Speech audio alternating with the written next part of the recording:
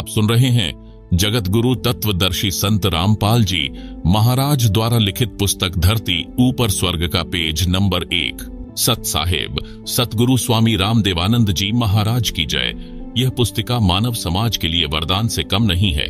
परमेश्वर कबीर जी की दया। धरती ऊपर स्वर्ग। जो जगत तथा भक्त मति इस पवित्र पुस्तिका को पढ़ेंगे सुनेंगे वे परमात्मा के कृपा पात्र बनेंगे। जो नहीं पढ़ेंगे सुनेंगे वे पाप के भागी होंगे। परंपराओं की झूठी शान के नीचे दबकर मरते रहेंगे। संत रामपाल दास। जीव हमारी जाति है, मानव धर्म हमारा।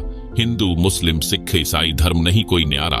आप सुन रहे हैं जगत गुरु तत्वदर्शी संत रामपाल जी महाराज द्वारा लिखित पुस्तक धरती ऊपर स्वर्ग का पेज नंबर 3।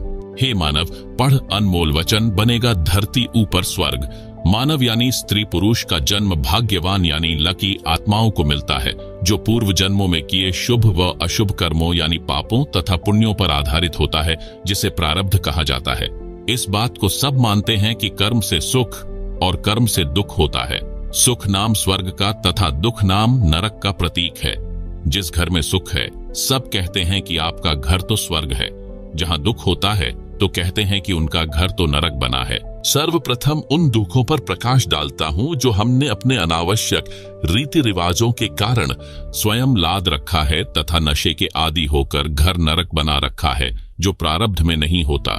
हमारा यानी संत रामपाल दास व अनुयायियों का उद्देश्य धरती को स्वर्ग बनाना है। विवाह कर्म जो दुख का कारण है। बच्चों का संस्कार परमात्मा ने बना रखा होता है, उसी संस्कारवश 2 बच्चों का विवाह संयोग होता है। यह प्रारब्ध में निर्धारित होता है। इस कार्यक्रम में जो समाज में रीति रिवाज बना रखी है वे इस प्रकार हैं। नंबर 1 दहेज देना व लेना। नंबर 2 गाजे बाजे के साथ डीजे आदि को बजाकर विवाह करना। नंबर 3 शराब का तड़का नहीं लगा तो मजा किरकिरा। शराब पीकर जूते बाजना पूर्व निर्धारित होता है। आपको यानी विशेषकर हिंदू समाज को बताना चाहता हूं कि आप जी श्री ब्रह्मा जी, श्री विष्णु जी तथा श्री शिव जी व माता दुर्गा जी के मानने वाले हैं। क्या आपको पता है कि माता दुर्गा जी ने अपने 3 पुत्रों का विवाह कैसे किया था? प्रमाण के साथ पढ़ो। प्रमाण श्री देवी पुराण के स्कंद 3 अध्याय 4 से 5 में लिखा है कि श्री देवी जी यानी अष्टांगी देवी यानी दुर्गा जी ने वचन से 3 लड़की उत्पन्न की। नंबर 1 श्री सावित्री जी यानी महासरस्वती। नंबर 2 श्री लक्ष्मी जी यानी महालक्ष्मी। नंबर 3 श्री पार्वती जी यानी महाकाली गौरी। पहले श्री ब्रह्मा जी को बुलाया तथा कहा, बेटा इस लड़की का नाम सावित्री है, इसे अपनी पत्नी रूप में रख, जाओ अपना घर बसाओ। श्री ब्रह्मा जी व श्री सावित्री जी ने माता जी को प्रणाम किया और वो ब्रह्मा लोक में अपने घर चले गए। विवाह संपन्न हुआ।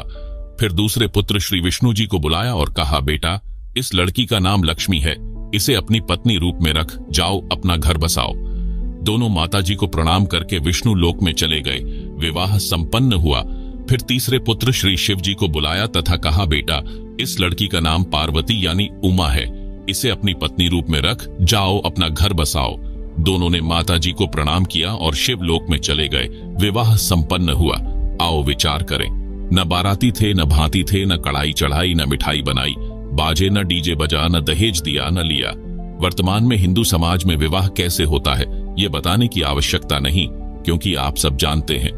क्या हम ब्रह्मा जी, विष्णु जी तथा शिव जी से भी बड़े हो गए जो व्यर्थ की रीति रिवाज बनाकर बोझ लाद लिया?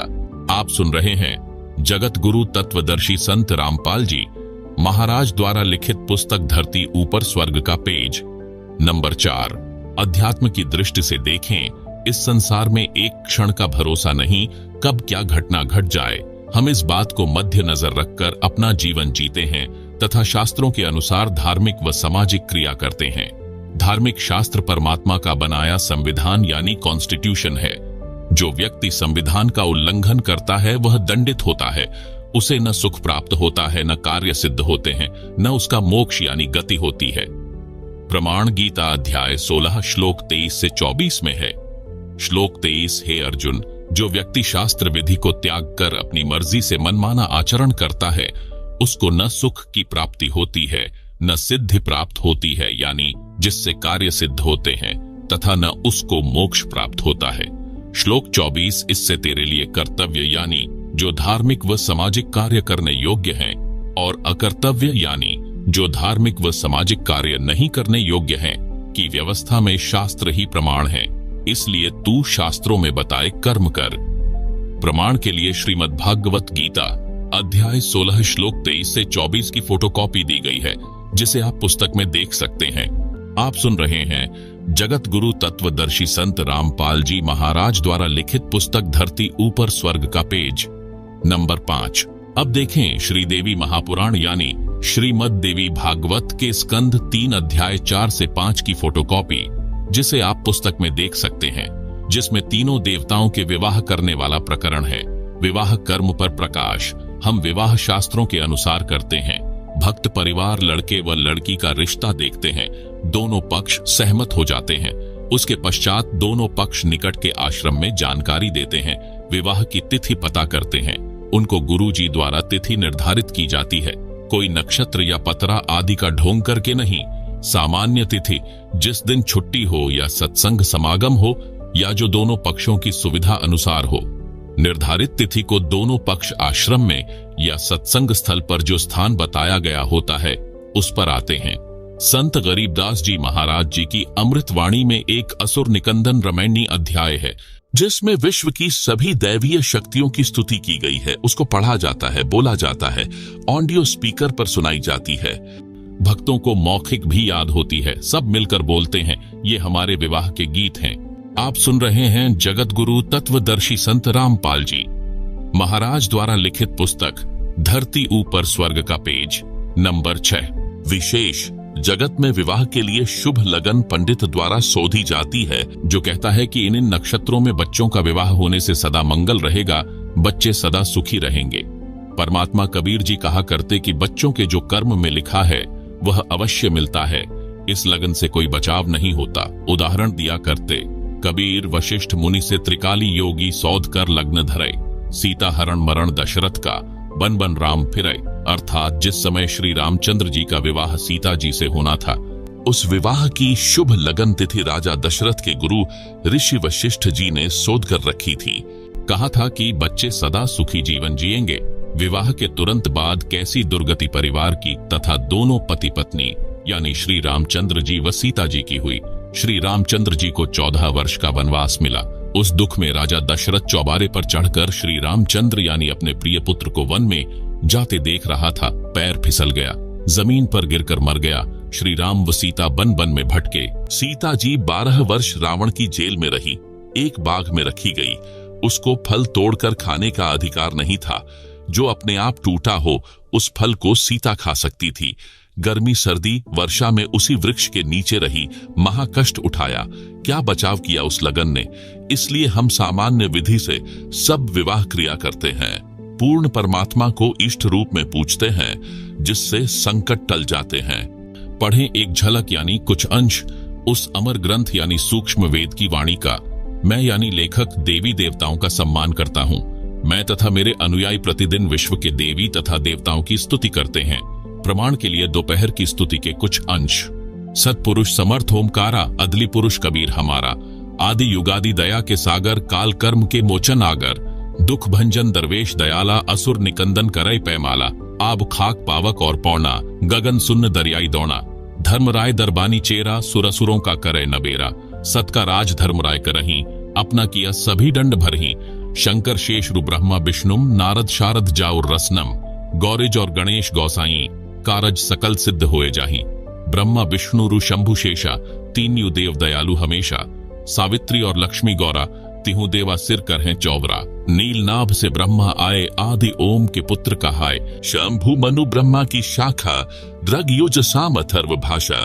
पीब्रत भया उतानम पाता, जाके ध्रुव हैं आत्मज्ञाता।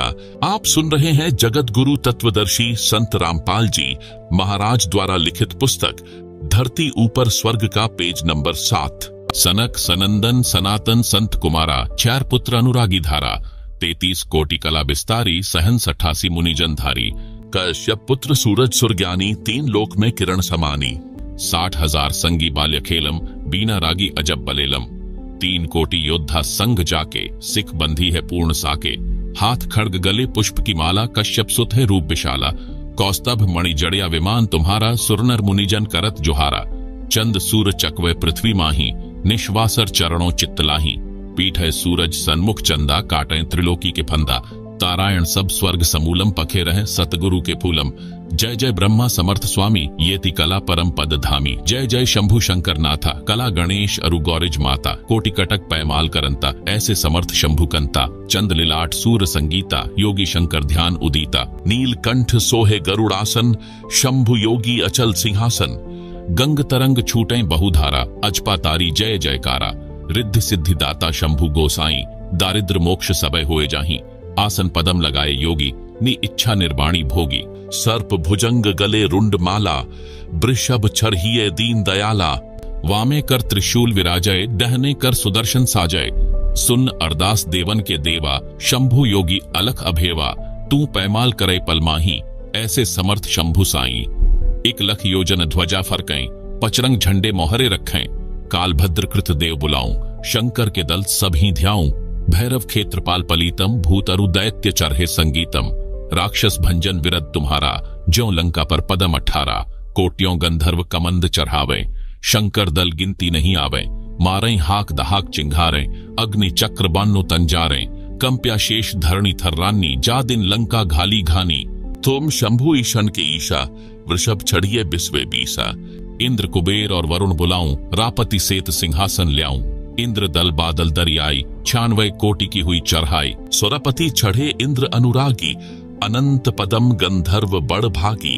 कृष्ण भंडारी चढ़े कुबेरा, अब दिल्ली मंडल बोहरियों फेरा। वरुण विनोद चढ़े ब्रह्म ज्ञानी, कला संपूर्ण 12 बाणी। आप सुन रहे हैं जगत गुरु तत्वदर्शी संत रामपाल जी महाराज द्वारा लिखित पुस्तक धरती ऊपर स्वर्ग का पेज नंबर 8। धर्मराय आदि युगादि चेरा, 14 कोटि कटक दल तेरा। चित्रगुप्त के कागज माही, जेता उपज्या सतगुरु साई। सातों लोकपाल का रासा, उर में धरिए साधु दासा। विष्णुनाथ है असुर निकंदन, संतों के सब काटे फंधन। नरसिंह रूप धरे घुर्राया, हिरणांकुश को मारण धाया। शंख चक्र गदा पदम बिराजय, भाल तिलक जाके और साजय। वाहन गरुड़ कृष्ण असवारा, लक्ष्मी ढोरई चंवर अपारा। रावण अहिरावण से मारे, सेतु बांध सैन्य दल त्यारे। जरा सिंह और बाली खपाए, कंस केसी चानौर हराए। कालीदह में नागिना था, शिशुपाल चक्र से काटिया माथा। काले वन मथुरा पर धाए, 18 कोटि कटक चढ़ाए। मुचकंद पर पीतांबर डारिया, काले वन जहां बेग सहारा। परशुराम 52 अवतारा, कोई न जाने भेव तुम्हारा। संखासुर मारे निर्वाणी, 12 रूप धरे प्रवाणी। राम अवतार रावण की बेरा, हनुमंत हांका सुनी सुमेरा। यह संपूर्ण पाठ 125 + 8 बराबर 133 वाणियों का है, जो केवल वाणी है। केवल 17 मिनट में पढ़ा जाता है। हमारे विवाह में केवल 17 मिनट लगती है। एक देशी घी की ज्योति भी विवाह मंडप पर जलाई जाती है, जो हवन का काम करती है। वेदों के मंत्रों में भी यही बताया है। प्रमाण ऋग्वेद मंडल 9 सूक्त 86 मंत्र 10 में ज्योति यज्ञ का आदेश है तथा प्रमाण है। लकड़ी जलाकर हवन नहीं करना है, यह मनमाना आचरण है जिसमें प्रदूषण अधिक होता है। ऋग्वेद मंडल 9 सूक्त 86 मंत्र 10। ज्योति यज्ञस्य पवते मधु प्रियम पिता देवानां जनिता विभु वसुव दधाति रत्नम स्वधयोर्पीच्यम मदिन्तम मत्सरः इंद्रियः रसः। यथार्थ अनुवाद विभु वसु यानी भिन्न भिन्न स्थानों सत्यलोक, अलखलोक, अगम लोक तथा अकह लोक में निवास करने वाला। प्रियम पिता यानी प्रिय परम पिता परमेश्वर। देवानाम जनिता यानी सर्व आत्माओं व देव रूप आत्माओं का उत्पत्ति करने वाला है। उससे मधु यानी सर्व सुख प्राप्ति के लिए ज्योति यज्ञस्य यानी ज्योति यज्ञ का अनुष्ठान करे, जो पवते यानी पवित्र विधि है, अर्थात आत्मा को शुद्ध करता है, जिस कारण से साधक को परमेश्वर स्वदयोर्पीच्यम यानी इस लोक तथा परलोक के मदिन्तम मत्सर परम शांति रूप पूर्ण मोक्ष तथा इंद्रिय रस यानी इंद्रियों के आनंद रूप रत्नम यानी पूर्ण मोक्ष रूपी अनमोल रत्न दधाति यानी प्रदान करता है। हमारे विवाह में न वरमाला डाली जाती है, न भांति व बाराती बुलाए जाते हैं। केवल दोनों परिवारों के सदस्य तथा रिश्तेदार स्वयं आना चाहें तो आ सकते हैं। निमंत्रण पत्र नहीं भेजा जाता। सब आने वालों का भोजन का खर्चा आश्रम की ओर से किया जाता है। विवाह में दोनों का 1 रुपया भी नहीं लगता। आप सुन रहे हैं जगत गुरु तत्वदर्शी संत रामपाल जी महाराज द्वारा लिखित पुस्तक धरती ऊपर स्वर्ग का पेज नंबर 9। विशेष बच्चों को रोकने के लिए यानी सगाई करने के लिए 1 रुपया भी लेन देन नहीं किया जाता। हमने श्रीदेवी पुराण शास्त्र का पूर्ण अनुसरण किया है। लगभग 40,000 बच्चों का विवाह इस विधि से कराया जा चुका है। सबके घरों में सुख शांति है। विवाह के पश्चात बेटी सीधे अपने ससुराल जाती है। न कोई श्रृंगार न मेहंदी आदि का दिखावा किया जाता है। कोई दहेज नहीं दिया जाता। सामान्य वस्त्र लड़का व लड़की पहनते हैं। बेटी अपने पिता के घर से 4 सूट यानी 4 जोड़ी कपड़े ही ले जा सकती है। उसके पश्चात ससुराल वाले अपनी बेटी की तरह उसे सब वस्तु उपलब्ध करवाते हैं।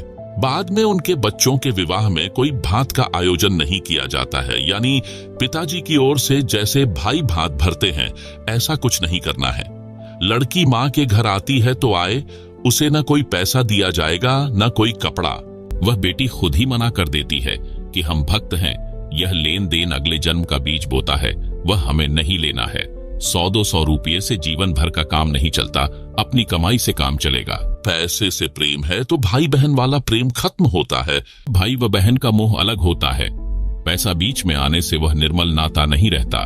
कभी न कभी मन में दोष आएगा, इसलिए हम निर्मल नाते को और पवित्र रखते हैं। विशेष माता पिता व भाई बहन बेटी को उस समय जितने मर्जी स्वेच्छा से वित्तीय मदद कर सकते हैं। जब बेटी के ऊपर कोई समस्या पड़ जाती है, जैसे भैंस या गाय दूध वाली मर जाती है, तो उसके लिए पैसा बेटी को दे सकते हैं। कोई मकान बनाना है अनिवार्य है तो उसमें सहयोग कर सकते हैं। कोई कारोबार बेटी करना चाहती है तो उसमें मदद कर सकते हैं। उनको वापस लेने का कभी नाम भी नहीं लेना है। बेटी की तमन्ना रहे कि मैं अपने भाई पिता का एक एक पैसा लौटाऊंगी। यदि परमात्मा ने इस योग्य बना दी तो ऐसा लेन देन दोनों पर कर्ज रूप नहीं बनता, अगले जन्म का कारण नहीं बनता। बेटी का हक पिता की संपत्ति में बेटों के समान होता है। भक्तमती बहन उसे नहीं लेगी। माता पिता भाई उपरोक्त आवश्यकताओं में उसी दृष्टिकोण से बेटी बहन की सहायता कर सकता है। इसको अन्य को बताना नहीं, यानी यह परंपरा न बन जाए, इसलिए उधार रूप में दे लेने का मन न रहे। इस शास्त्रोक्त विवाह के लाभ। नंबर 1, बेटी अपने बाप भाइयों भाभियों पर बोझ नहीं बनती। शास्त्र विधि त्याग कर मनमाने आचरण से किए जाने वाले विवाह की हानि। नंबर 1, बेटी माता पिता के लिए बोझ बन जाती है जो खुद गलत रीति रिवाजों से बनाई है। बेटी को गर्भ में ही मारने लग गए हैं, यह गलत रीति रिवाजों की देन है। नंबर 1, विवाह में अनाप शनाप खर्च लोकलाज में करना पड़ता है। जिनके पास माया है वे लोग समाज में बिगाड़ पैदा करते हैं। बेटी के विवाह में दहेज रूप में सोफा सेट, कुर्सी, मेज, बर्तन, मोटरसाइकिल, महंगी महंगी कार देना, गाजे बाजे, डीजे बजवाना, नाचना, गंदे गंदे गाने चलाना, शराब आदि का सेवन करवाना, मोटी धन राशि दान में देना जो व्यर्थ की बकवास है। विवाह लड़का लड़की का होना है। जो उसमें नाचते गाते हैं, खुशी मनाते हैं, वे व्यर्थ के पापड़ बेलते हैं। उनको क्या मिलता है? आप सुन रहे हैं जगत गुरु तत्वदर्शी संत रामपाल जी महाराज द्वारा लिखित पुस्तक धरती ऊपर स्वर्ग का पेज नंबर 10। हास्यपद उदाहरण। एक व्यक्ति कर्मचारी किराए के मकान में रहता था।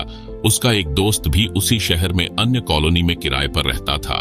उस मकान मालिक के लड़के का विवाह हुआ तो किराएदार का जीवन न्योता यानी खाने का बुलावा दिया। किराएदार के पूरे परिवार ने मिठाई का आनंद लिया। वह व्यक्ति अपने दोस्त के पास उसके मकान पर गया तो उसे पता चला कि इस दोस्त के मकान मालिक के लड़के का विवाह निकट ही है। उसने अपने दोस्त से कहा कि यार, तेरे मकान मालिक के लड़के का विवाह है। दोस्त पंजाबी भाषी था, बोला, मैनू की यानी विवाह मकान मालिक के लड़के का है, मेरे को क्या लेना देना, होता रहेगा। दोस्त बोला, यार तू समझा नहीं, लड्डू मिलेंगे तेरे को खाने को, तेरा भी न्योता होगा। वह बोला, तैनू की यानी लड्डू मैं खाऊंगा, तू क्यों टेंशन ले रहा है। इसी प्रकार विवाह तो लड़के लड़की का होगा, यानी लड़के को पत्नी मिलेगी, घर बसेगा। उन नाचने गाने डीजे पर कूदने वालों को की यानी क्या मिलेगा। माया के मस्करों द्वारा समाज बिगाड़ दिया गया है। एक परंपरा पड़ चुकी है। कुर्सी, मेज, मोटरसाइकिल, अगली पिछलियों के कपड़े। बेटी को संतान होती है, उसमें पीलिया रूप दहेज, त्योहारों के समय सिंधारे कोथली, उल्टा सुल्टा सामान उठाए फिरते हैं। हमारे विवाह में यह कुछ भी नहीं होता। एक भक्त ने हमारे मिशन से जुड़ने से पहले एक लड़की का विवाह किया।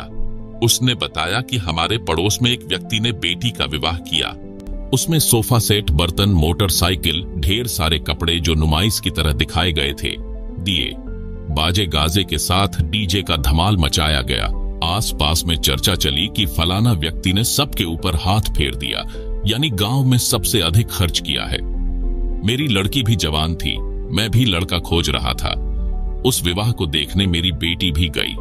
उसने अपनी माता को बताया कि सुमन के डैडी ने कुर्सी, मेज, सोफा सेट, मोटरसाइकिल, बर्तन, इतने कपड़े आदि आदि दिए हैं। सारा गांव सराहना कर रहा है। माँ, मेरे पापा के पास तो इतना कुछ करने को नहीं है, हम तो गरीब हैं। यूं कहकर बेटी रोने लगी, उठकर अलग कमरे में चली गई। कई देर रोई। माँ ने समझाया कि बेटी, किसी की रीस थोड़ी की जाती है। बेटी की माता ने मेरे को बताया कि बेटी सुमन का विवाह यानी फेरे देखकर आई थी। ऐसे ऐसे बोली और रोने लग गई। मेरी आंखें भर आईं। सारी रात नींद नहीं आई। विचार किया कि बेटी की आत्मा नहीं दुखने दूंगा, कुछ तो करूंगा। लड़की का रिश्ता पक्का हो गया। मैंने अपना 1.25 एकड़ खेत बेचा। लोकलाज का निर्वाह करते हुए सोफा सेट, कुर्सी, मेज, मोटरसाइकिल, ढेर सारे कपड़े यानी घातन लाया। बेटी खुश हुई, विदा कर दी। लड़का बहन को लेने गया तो बताया उस बेटी की 3 जेठानी थी, साझा परिवार था। उनका वो मेरी बेटी वाले सोफा, कुर्सी सब एक कमरे में ऊपर नीचे भरे थे। कहीं ठीक से रखने का स्थान भी नहीं था। कबाड़ इकट्ठा कर रखा था। नाम दीक्षा लेने के बाद 2 बेटियों का विवाह किया। एक पैसा भी खर्च नहीं हुआ। दोनों बेटी सुखी हैं। यदि पहले यह ज्ञान होता तो क्यों जमीन बेचता? जिसके पास जमीन बेचने को नहीं है वह मनमाना आचरण करके किए जा रहे। विवाह कर्म में किसी से ब्याज पर रुपये लेता है, फिर कर्ज के बोझ तले दबा रहता है। दिन का चैन, रात्रि की नींद समाप्त रहती है। इसी बोझ को ढोता ढोता मर जाता है। सारा जीवन नरक बना रहता है। आप सुन रहे हैं जगत गुरु तत्वदर्शी संत रामपाल जी महाराज द्वारा लिखित पुस्तक धरती ऊपर स्वर्ग का पेज नंबर 11, एक सत्य वार्ता। एक आर्मी मैन से दास की ज्ञान चर्चा हुई, जो हमारे भक्त का रिश्तेदार था। उसके आग्रह से मेरे पास आया था। वह फौज से रिटायर होकर पुलिस में हवलदार लगा था। सरकारी नौकरी थी। जब ज्ञान चर्चा होती है तो हम विवाह पर भी चर्चा अवश्य करते हैं। भक्त ने जो उसे लाया था बताया कि इस हवलदार जी ने अभी 1 महीना पहले बड़ी बेटी का विवाह किया है। 21 लाख रुपए लगाए हैं। उसके 3 बच्चे बताए। बड़ी लड़की जिसका विवाह अभी किया था, बीच में बेटा और छोटी बेटी। दास ने कहा कि जो कुछ फौज से लाए थे वह तो प्रथम विवाह में लगा दिया, जो 20 वर्ष की कमाई थी। अब आपकी 50 वर्ष के आसपास आयु है। छोटी बेटी के लिए इतने रुपए कहां से लाओगे? वह हवलदार बोला कि फौज वालों से काम नहीं चला, कर्जा भी लेना पड़ा। मैंने उससे पूछा कि इतना खर्च करना ठीक नहीं, देखकर अपनी हैसियत के अनुसार खर्च करना चाहिए। वह बोला कि लड़का यानी दामाद बैंक में नौकरी करता है, बेटी भी अच्छी पढ़ी है। बेटी तो सदा सुखी रहेगी, हमारी तो देखी जाएगी। मैंने कहा कि बेटी के कर्म में सुख है तो मिलेगा, दुख है तो पैसे से सुख नहीं खरीदा जा सकता। दास ने एक उदाहरण सुनाया। हवलदार कुछ बोलता, उससे पहले ही मैं शुरू हो गया। बताया कि मैं जेई जूनियर इंजीनियर की नौकरी सिंचाई विभाग में करता था। हमारा एक MD IAS अधिकारी था। उसकी रिटायरमेंट निकट थी। उसने लड़की का विवाह किया। उसने सन 1988 में 3.5 लाख रुपए लगाए, जो वर्तमान के 1 करोड़ के समान थे। वह रिटायर हो गया। विवाह के 1 वर्ष बाद बेटी का तलाक हो गया। वह अधिकारी टेंशन में रहने लगा। जो कमाया था लगा दिया। बेटी सुखी रहेगी। न बेटी सुखी रही न स्वयं। उसी चिंता में हार्ट अटैक यानी दिल का दौरा हो गया, मर गया साहब। हवलदार तैश में आकर बोला कि जो विवाह तुम करते हो उनका तलाक नहीं होता। मैंने कहा बहुत कम होता है। यदि तलाक हो भी गया तो हमारा कौन सा 21 लाख लगा है। 10 दिन बाद बेटी का फिर विवाह कर देंगे, चवन्नी लगनी नहीं। यह सुनकर उसका अफारा सा उतर गया। बोला, यह बात तो सही है, मानने की है। मानना कहाँ था। झूठी लोग दिखावा परंपरा के बोझ के नीचे से निकलना आसान नहीं है। हमारा ज्ञान सुनकर विचार करके बात समझ में आती है। 3 महीने बाद वह भक्त आया जो उस फौजी साहब को लाया था। उसने बताया कि वह रिश्तेदार हवलदार हार्ट अटैक से मर गया। सुबह मरा पाया। मैंने कहा, यह तो स्पष्ट दिखाई दे रहा था। अब भांत रूपी परंपरा पर प्रकाश डालता हूं। गांव में दास ने सुना था, बड़े बूढ़े मजाक मजाक में कहा करते कि छोरी यानी बेटी की तो जावा भी सेध है, यानी लड़की की तो संतान भी दुख देती है। जब भांत आ जाता है उस समय इस बात को कहते सुना करते। हालांकि दिल खोलकर भांत में रुपये खर्च करते थे। इस बात का ध्यान रखते थे कि लड़की को किसी की सुननी न पड़े, इसलिए चोखा यानी बढ़िया खर्च करते थे। आप सुन रहे हैं जगत गुरु तत्वदर्शी संत रामपाल जी महाराज द्वारा लिखित पुस्तक धरती ऊपर स्वर्ग का पेज नंबर 12। अब भी करते हैं, परंतु वह पैसा व्यर्थ खर्च होता था। जो नगद देते वह तो काम आ जाता है, जो कपड़े आदि पर खर्च किए वह व्यर्थ है। यह भी देखा गया है कि 2 या 3 भाई हैं, वे पैसे इकट्ठे करके भात का जुगाड़ करते हैं। कुल मिलाकर भात को एक बोझ के रूप में माना जाता है। जिस बहन के भाई नहीं है उसके बच्चों का विवाह होता है, वह किसके घर भात न्योतने जाए। उस समय वह बेटी घर में छुप छुप कर रोती है। उसकी परेशानी देखकर हमने ये फैसला लिया है कि भात भी व्यर्थ में लाद रखा है, ये नहीं भरना है। बहन की मदद आपत्ति के समय डटकर करो। सुनते हैं कि उसके भाइयों ने 21,000 रुपये का भात भरा है। एक के भाइयों ने 51,000 रुपये भात के भरे हैं। किसी गरीब की बेटी के भाई 1100 रुपये भी नहीं दे पाते। उस बहन की नजर झुकी रहती है। बेटी का निर्वाह अपने काम कमाई से होगा, भात या दहेज से सारे जीवन का काम नहीं चलेगा। आती जाती औरतें पता नहीं क्या क्या कहती हैं। वह बेटी अंदर अंदर बहुत दुखी रहती है, इसलिए इस परंपरा को विराम देना है। बेटी को सुखी करना है। बेटी किसी की मोहताज यानी आश्रित न रहे। उसको ज्ञान के आधार से मजबूत बनाया जाए, जैसा दास कर रहा है। लड़की आते ही भाभी कह त्योड़ी पड़ जाती है। मन मन में कहती है, आ गया 5-10 हजार का खर्च। तीसरे दिन बैठी रहती है। ऐसी बातें करती दास ने कई औरतें सुनी हैं जब छोटा था। हमारी बेटी बहन माता पिता भाई भाभी से मिलने आती हैं तो सम्मान के साथ पूरे डठोरे से आती हैं, अपनेपन के भाव से आती हैं, जैसे मेहमान आता है।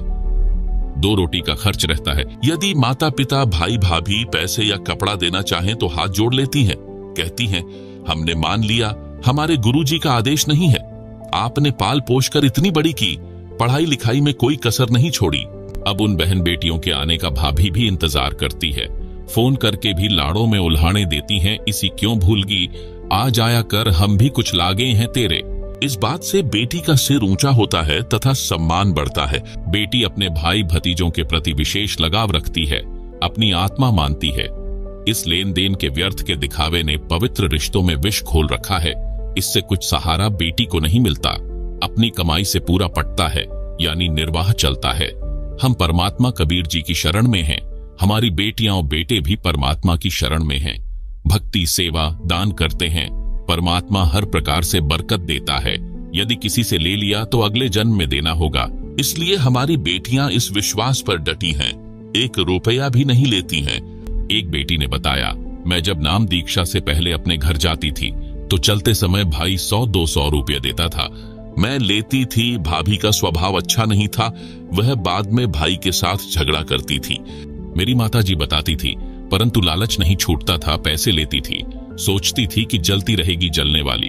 सब भाभी एक जैसी नहीं होती। कई तो अपनी ननंदों को मां से भी अधिक प्यार देती हैं। वे अच्छे खानदान की बेटी हैं। मेरी ननंद आती थी।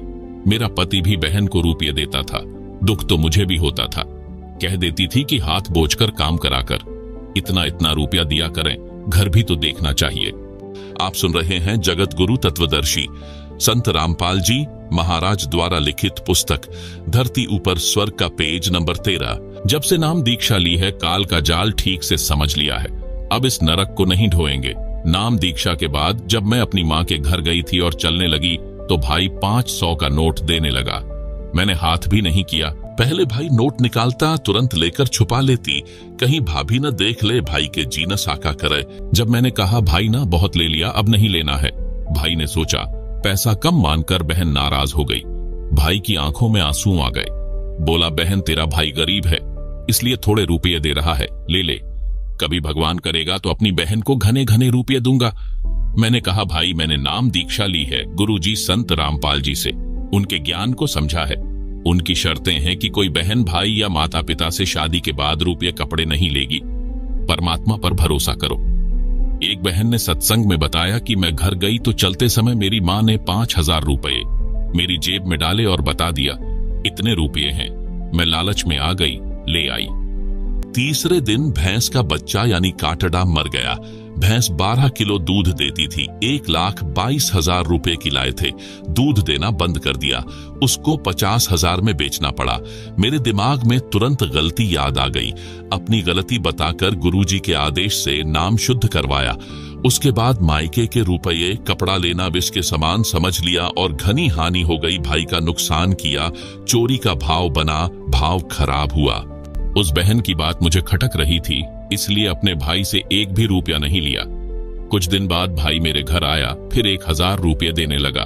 मैंने रुपए नहीं लिए, समझाया भी, परंतु उसके मन में यही बैठा था कि मैं गरीब हूं, बहन को खुश नहीं कर सका। मैं अपने भाई को लेकर सत्संग में गई, वहां ज्ञान सुना, अन्य भाई बहनों से आप बीती सुनी। तब भाई का मन हल्का हुआ कि बहन नाराज नहीं है। धीरे धीरे भाई तथा भाभी ने भी नाम दीक्षा ले ली। अब वह घर स्वर्ग बन गया। भाभी जी बहुत अच्छे स्वभाव की है, परंतु टोटे ने दुखी कर रखी थी। ऊपर से हमारा खर्च उसे विचलित कर देता था। अब आंखें बिछाए भाभी बैठी रहती हैं, कब ननंद आएगी, भगवान की बात बताएगी। ऐसे वह पवित्र नाता विष से अमृत बन गया। धरती ऊपर स्वर्ग का एहसास होने लगा है। प्रश्न करते हैं कुछ भाई की ढोल बाजे बजवाना व घुड़छड़ी करना तो पुराना रिवाज है, इसमें क्या फर्क पड़ता है? अब उसका स्थान डीजे ने ले लिया। जमाना बदल गया है, नाचना गाना तो आम बात हो गई है, आप मना क्यों करते हो? कुछ रुपये चलते समय बहन बेटी को देना उसका सम्मान है। इसका उत्तर यह है, नंबर 1, प्रथम तो यह शास्त्र के विपरीत है। नंबर 2, विवाह घुड़छड़ी से या डीजे से नहीं होता, लड़के लड़की का होता है।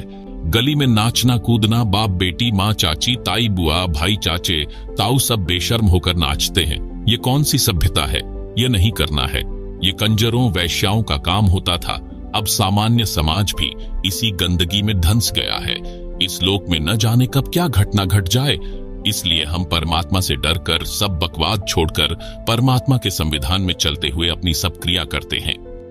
आप सुन रहे हैं जगत गुरु तत्वदर्शी संत रामपाल जी महाराज द्वारा लिखित पुस्तक धरती ऊपर स्वर्ग का पेज नंबर 14। सुनो एक दुखद घटना।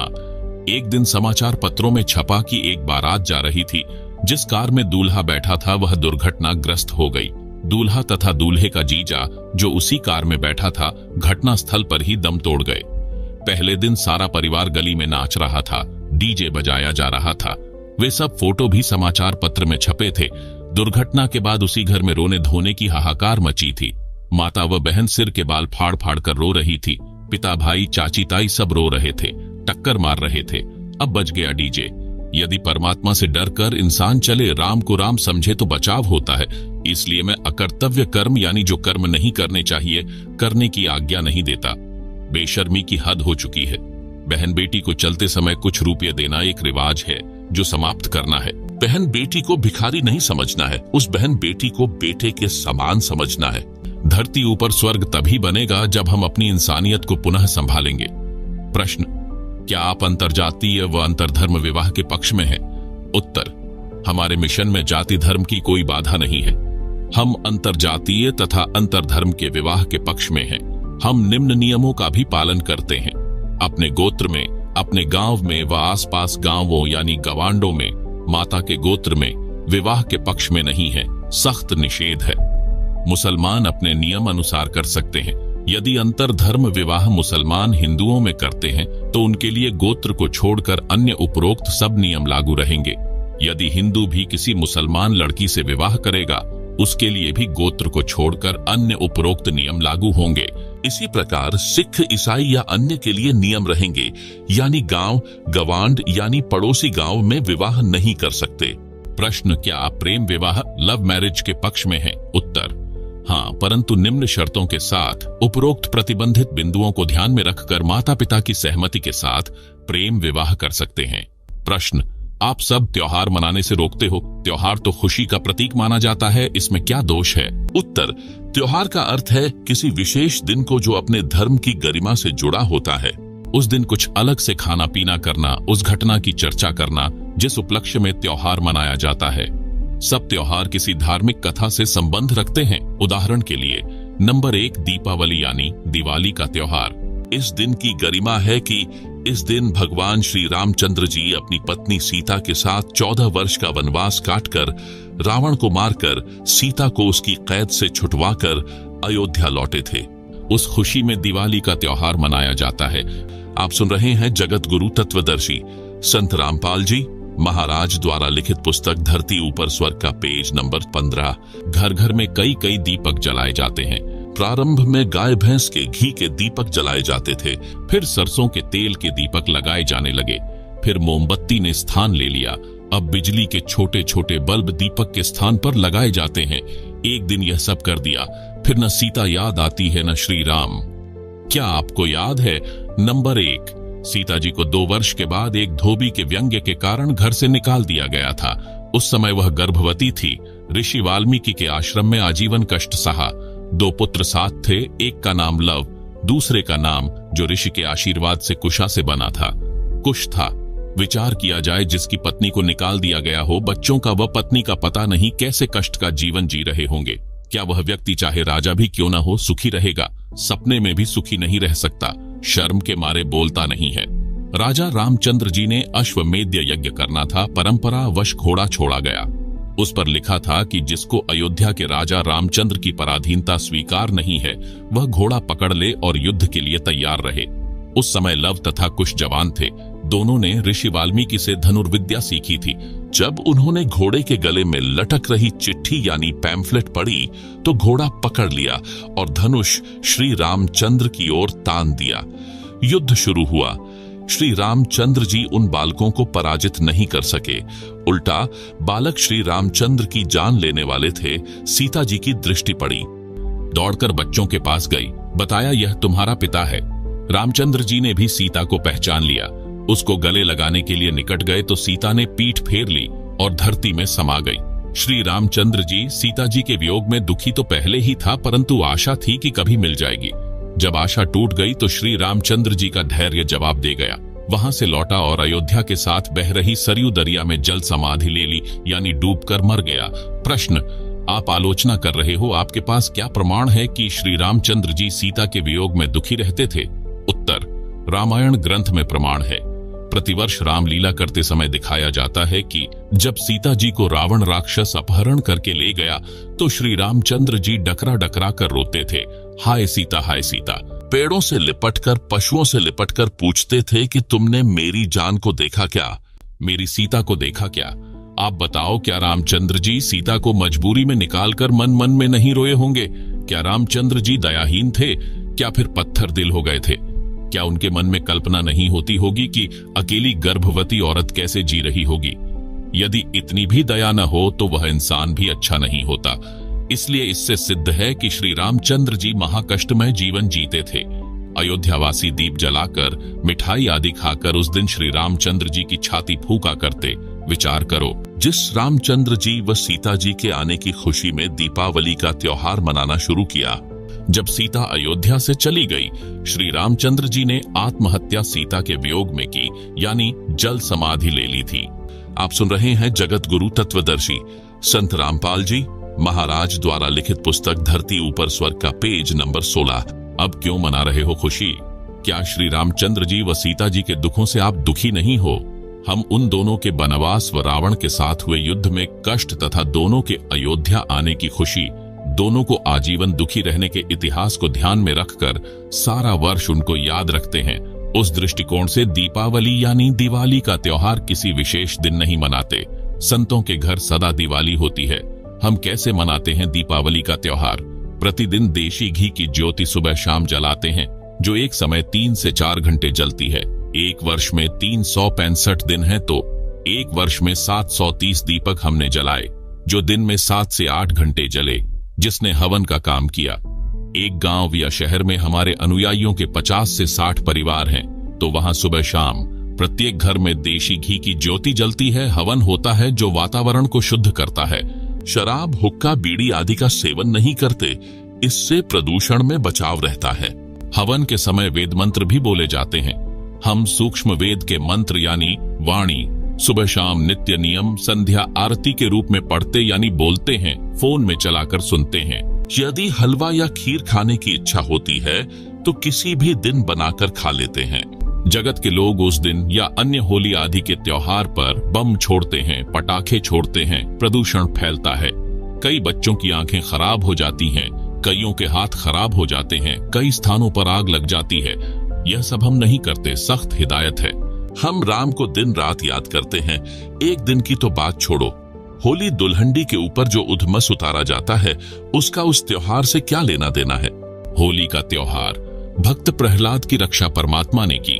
भक्त प्रहलाद के पिता हिरण्यकशिपु ने चिता की तरह लकड़ियों का ऊंचा ढेर लगवाकर प्रहलाद भक्त को जिंदा जलाने की योजना बनाई। होलिका नामक पापिनी, जो प्रहलाद भक्त की सगी बुआ थी, हिरण्यकशिपु के आदेश से अपने ऊपर अग्निरोधक चद्दर ओढ़कर भतीजे प्रहलाद को विश्वास में लेकर कहा कि देख बेटा, मैं भी तो आग में बैठी हूं, कुछ नहीं होगा। गोद में प्रहलाद को बैठा लिया, अग्नि जला दी। परमात्मा ने आंधी चला दी। वह अग्नि रक्षक यानी फायर प्रूफ चद्दर होलिका से उतारकर प्रहलाद भक्त पर उड़ा दी। आग भड़क उठी, होलिका जल मरी। प्रहलाद सुरक्षित परमात्मा ने रखा। इस खुशी का प्रतीक है होली का त्योहार। जगत क्या करता है इस दिन? लट्ठमलट्ठा औरतें कोरड़े पुरुषों को मारती हैं। पुरुष हट जा करके बचाव करते रहते हैं। इधर से उधर पौड़ पाटे यानी दौड़ते रहते हैं। एक दूसरे पर रंग डालते हैं, कीमती कपड़ों का नाश कर देते हैं। इसका परमात्मा से क्या लेना देना जिसने भक्त की रक्षा की?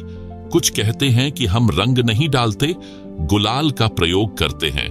विचार करो, बंदर सा मुंह बनाकर एक दूसरे को परेशान करते हो। क्या गुलाल लगाने को आप परमात्मा की आरती मानते हो? दिवाली का त्योहार त्रेता युग के अंत में हुई। रावण वध व सीता समेत अयोध्या रामचंद्र की वापसी के बाद मनाया जाने लगा। उससे पहले क्या त्योहार मनाते थे? केवल धार्मिक यज्ञ का अनुष्ठान करते थे।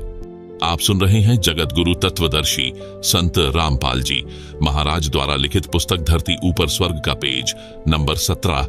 होली का त्योहार सत्य युग के अंत में प्रहलाद भक्त की रक्षा परमात्मा द्वारा नरसिंह रूप में की जाने के बाद प्रारंभ हुआ। उस समय सत्य युग लगभग 16 लाख वर्ष बीत चुका था।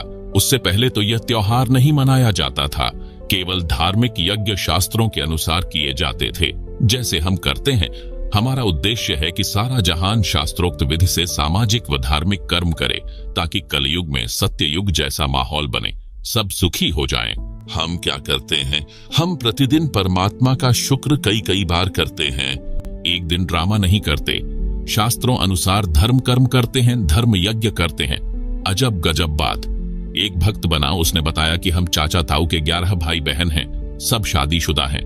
हमें 11 वर्ष हो चुके हैं, कोई त्योहार नहीं मनाया है। कारण, वर्ष में एक मौत इतनी निकट हो जाती है कि त्योहार नहीं मना पाते। विचार करें पाठक, जिनके मृत्यु हो जाती है वे रोते हैं, गांव के लोग मस्ती मनाते रहते हैं। फिर उनकी बारी आती है, वे मुंह लटकाकर रोते रहते हैं, अन्य त्योहार का ड्रामा कर रहे होते हैं। हम क्या करते हैं? हम किसी की आत्मा न दुखे इसलिए व्यर्थ दिखावा नहीं करते, दिन रात राम को याद रखते हैं। हम धार्मिक अनुष्ठानों को त्योहार रूप में मनाते हैं। वहां कोई गाना बजाना नहीं, केवल सत्संग करके, पाठ करके परमात्मा का गुणगान करते हैं। धर्म यज्ञ करते हैं। उस समय हलवा, खीर, लड्डू, जलेबी आदि बनाते खाते हैं। ऐसे त्योहार मनाते हैं। धरती ऊपर स्वर्ग कैसे बना? हमारे नियम है, नंबर 1, किसी नशीले पदार्थ का सेवन नहीं करते, यानी किसी प्रकार का नशा नहीं करते हैं। नंबर 2, तंबाकू का सेवन नहीं करते हैं। नंबर 3, दहेज नहीं देते हैं, वो न लेते हैं। नंबर 4, विवाह में 1 पैसा भी खर्च नहीं करते हैं। नंबर 5, चोरी ठगी जारी यानी परस्त्री गमन से डरते हैं, न रिश्वत लेते हैं। नंबर 6, परमात्मा का नाम जपते हैं। नंबर 7, धार्मिक अनुष्ठान गुरुजी की आज्ञा में रहकर करते हैं। ऐसे धरती ऊपर स्वर्ग बना है। कल युग में सत्य युग बनेगा। एक बुद्धिजीवी व्यक्ति ने हमारी व्यवस्था को ठीक से समझा तो बोला, न तो तुम शराब पीते, न बीड़ी सिगरेट, न हुक्का पीते, न दहेज लेते न देते। तुम जो कमाते हो वह सारी बचत है। जो संत रामपाल जी से दीक्षा ले लेता है उसके तो यूं समझो एक लड़का नौकरी लग गया, इतनी बचत हो जाती है। मेरा एक बुआ का लड़का है, वह महीने के 60,000 रुपये सैलरी लेता है, सरकारी नौकरी है। शराब सिगरेट पीकर घर का नाश कर रखा था। मैं एक दिन सुबह सुबह उनके घर गया। वह तो नौकरी गया था, कहीं पीकर पड़ गया, आया ही नहीं घर। ऐसा कई बार करता था। उसकी पत्नी ने चूल्हा जला दिया, उस पर डेगची रख दी, चाय बनाने लगी। मैं दूसरे कक्ष में बैठा था, उठकर देखा तो वह चूल्हे के पास बैठी थी। आप सुन रहे हैं जगत गुरु तत्वदर्शी संत रामपाल जी महाराज द्वारा लिखित पुस्तक धरती ऊपर स्वर्ग का पेज नंबर 18। 1 घंटा हो गया, चाय नहीं आई। तब मेरी बुआ, उस शराबी की माता जो दूसरे लड़के के साथ रहती थी, आई। बोली, उठ ले, कितकी चाय पीवेगा, न चीनी न दूध न चाय पत्ती, नाश कर रखा है लड़के ने। मैं दूसरी बुआ के लड़के के घर गया, वहां चाय पी, कुछ सामान दुकान से खरीद कर उसके घर डालकर आया। उसकी पत्नी रो रही थी, मैं चला गया। 6 महीने बाद फिर जाना हो गया। मैं देखकर आश्चर्यचकित था कि इतना अच्छा मकान रिपेयर, लिपाई, सफेदी करके सुधार रखा था। घर में सब सुविधा का सामान था। मेरी बुआ जी भी वहीं थी, वह बुआ का बेटा भी वहीं था। मैंने पूछा, 6 महीने में यह घर नरक से स्वर्ग कैसे बन गया? उस भाई ने बताया कि इस गांव में संत रामपाल जी सत्संग करने आए थे। रात्रि 9 बजे का समय था। मैं ड्यूटी से आया, घर पर कोई नहीं था। मुझे पता चला सत्संग में गए हैं। मैं गया तो था अपनी पत्नी को बुलाने, जो बच्चों समेत सत्संग में गई थी। उस दिन कहीं से पीने का जुगाड़ बना नहीं। मैंने भी सत्संग सुना तो मेरी आंखें खुल गई। सारा सत्संग जैसे मेरे ऊपर था। गुरुजी को पता भी नहीं था मैं कौन हूं। मैंने उसी दिन नाम ले लिया। सब बीड़ी शराब वाहियात का खर्च बंद कर दिया। जो कमाता हूं सारी बचत है। न रिश्वत लेने की आवश्यकता, न कंपनी में ओवर टाइम करना। ओवर टाइम वाला पैसा भी नशे में जाता था। उसके स्थान पर अन्य भाई बहनों को रोजगार मिल गया। ऋषि जैसा जीवन बन गया। मैं बोला कि खर्च करने की जगह ही नहीं बचती, सब बकवाद छूट जाती है। मेरी बुआ के बेटे का घर नरक से स्वर्ग बना, मेरी आंखों के सामने है। प्रश्न, आप श्रृंगार करना भी बंद करते हो? आभूषण तो स्त्री की शोभा होती है। इज्जतदार व धनवान के घर की बहू बेटी की तो इसी से गरिमा बनती है। यह आपका असूल यानी नियम जचा नहीं? उत्तर, इसका लाभ कोई नहीं, हानि भयंकर है। हम शास्त्रों को आधार मानकर अपनी सब क्रिया करते हैं, जैसे पूर्व में भी बताया था। और सुनो, महाभारत में कथा है जो इस प्रकार है। राजा परीक्षित के समय उसके राज्य में बहुत सारी अप्रिय घटनाएं होने लगी। राजा ने ज्योतिषियों से कारण जाना। उन्होंने बताया कि कलयुग की शुरुआत हो चुकी है। ये कलयुग के कारण हो रहा है। राजा ने पंडितों से समाधान पूछा तो बताया, हम कलयुग को कील देने यानी बांध देने का अनुष्ठान जानते हैं। राजा परीक्षित ने सब सामग्री मंगाकर कलयुग को समाप्त करने के उद्देश्य से एक अनुष्ठान करवाया। कलयुग परेशान हो गया। राजा परीक्षित से हाथ जोड़कर अपनी जिंदगी की भीख मांगी, कहा, मुझे भी कहीं जगह दे दो। राजा परीक्षित ने उसको इस शर्त पर छोड़ा कि तू इन स्थानों पर रहना। नंबर 1, शराब सेवन करने वालों के पास। नंबर 2, स्वर्ण यानी गोल्ड में। नंबर 3, जुआ खेल में। नंबर 4, वैश्याओं के पास। एक दिन राजा परीक्षित शिकार करने के लिए वन में गया। जंगल में गहरा चला गया, रास्ता भूल गया। राजा ने सिर के ऊपर स्वर्ण का मुकुट पहना था। कलयुग मक्खी बनकर राजा के सोने के मुकुट पर बैठ गया। एक ऋषि साधना कर रहा था। राजा ने आवाज लगाई कि ऋषि जी, मैं मार्ग भूल गया हूँ, मुझे मार्ग बता। ऋषि साधना में व्यस्त था, कोई उत्तर नहीं दिया। आप सुन रहे हैं जगत गुरु तत्वदर्शी संत रामपाल जी महाराज द्वारा लिखित पुस्तक धरती ऊपर स्वर्ग का, पेज नंबर 19। कई बार ऐसे ही कहा परंतु उत्तर नहीं मिला। कलयुग ने राजा की बुद्धि भ्रष्ट कर दी। राजा को अभिमान हुआ कि मैं राजा हूँ, यह एक सामान्य व्यक्ति मेरा अनादर करके अपमान कर रहा है। कलयुग के प्रभाववश होकर राजा ने एक मरा हुआ सर्प जो उसने ऋषि की कुटिया की ओर आते समय कुटिया से थोड़ी दूरी पर देखा था, उसे तीर में टांग कर लाया, ऋषि जी के गले में मृत सर्प डाल दिया और चला गया। उस ऋषि के बच्चे को, जो खेलने दूर ऋषि बच्चों के पास गया हुआ था, बताया कि आपके पिताजी के गले में राजा परीक्षित ने मृत सर्प डाला है। लड़का कुटी पर आया और पिता के गले से सर्प उतारा और राजा परीक्षित को श्राप दे दिया कि राजा परीक्षित, तेरे को आज से 7 दिन बाद तक्षक सर्प डसे, तेरी मृत्यु हो जाए। 7 दिन के बाद राजा परीक्षित को तक्षक सर्प ने डसा और मृत्यु हो गई। इससे स्पष्ट है कि जिसके घर में वह शरीर पर सोना है, उस पर कलयुग का दुष्प्रभाव रहता है, जो परेशानी का कारण बना रहता है। अन्य हानि सोने की। नंबर 1, चोरी का भय। समाचार पत्रों में पढ़ते हैं, एक बहन सोने की मोटी चैन गले में पहने हुए थी, उसमें एक मोटा पिंडल लगा था। शहर से घर की ओर लौट रही थी। 2 व्यक्ति एक मोटरसाइकिल पर आए। एक ने चैन को पकड़कर झपट्टा मारा। मोटी चैन थी, टूटी नहीं, गर्दन में गड़ गई, जख्म हो गया।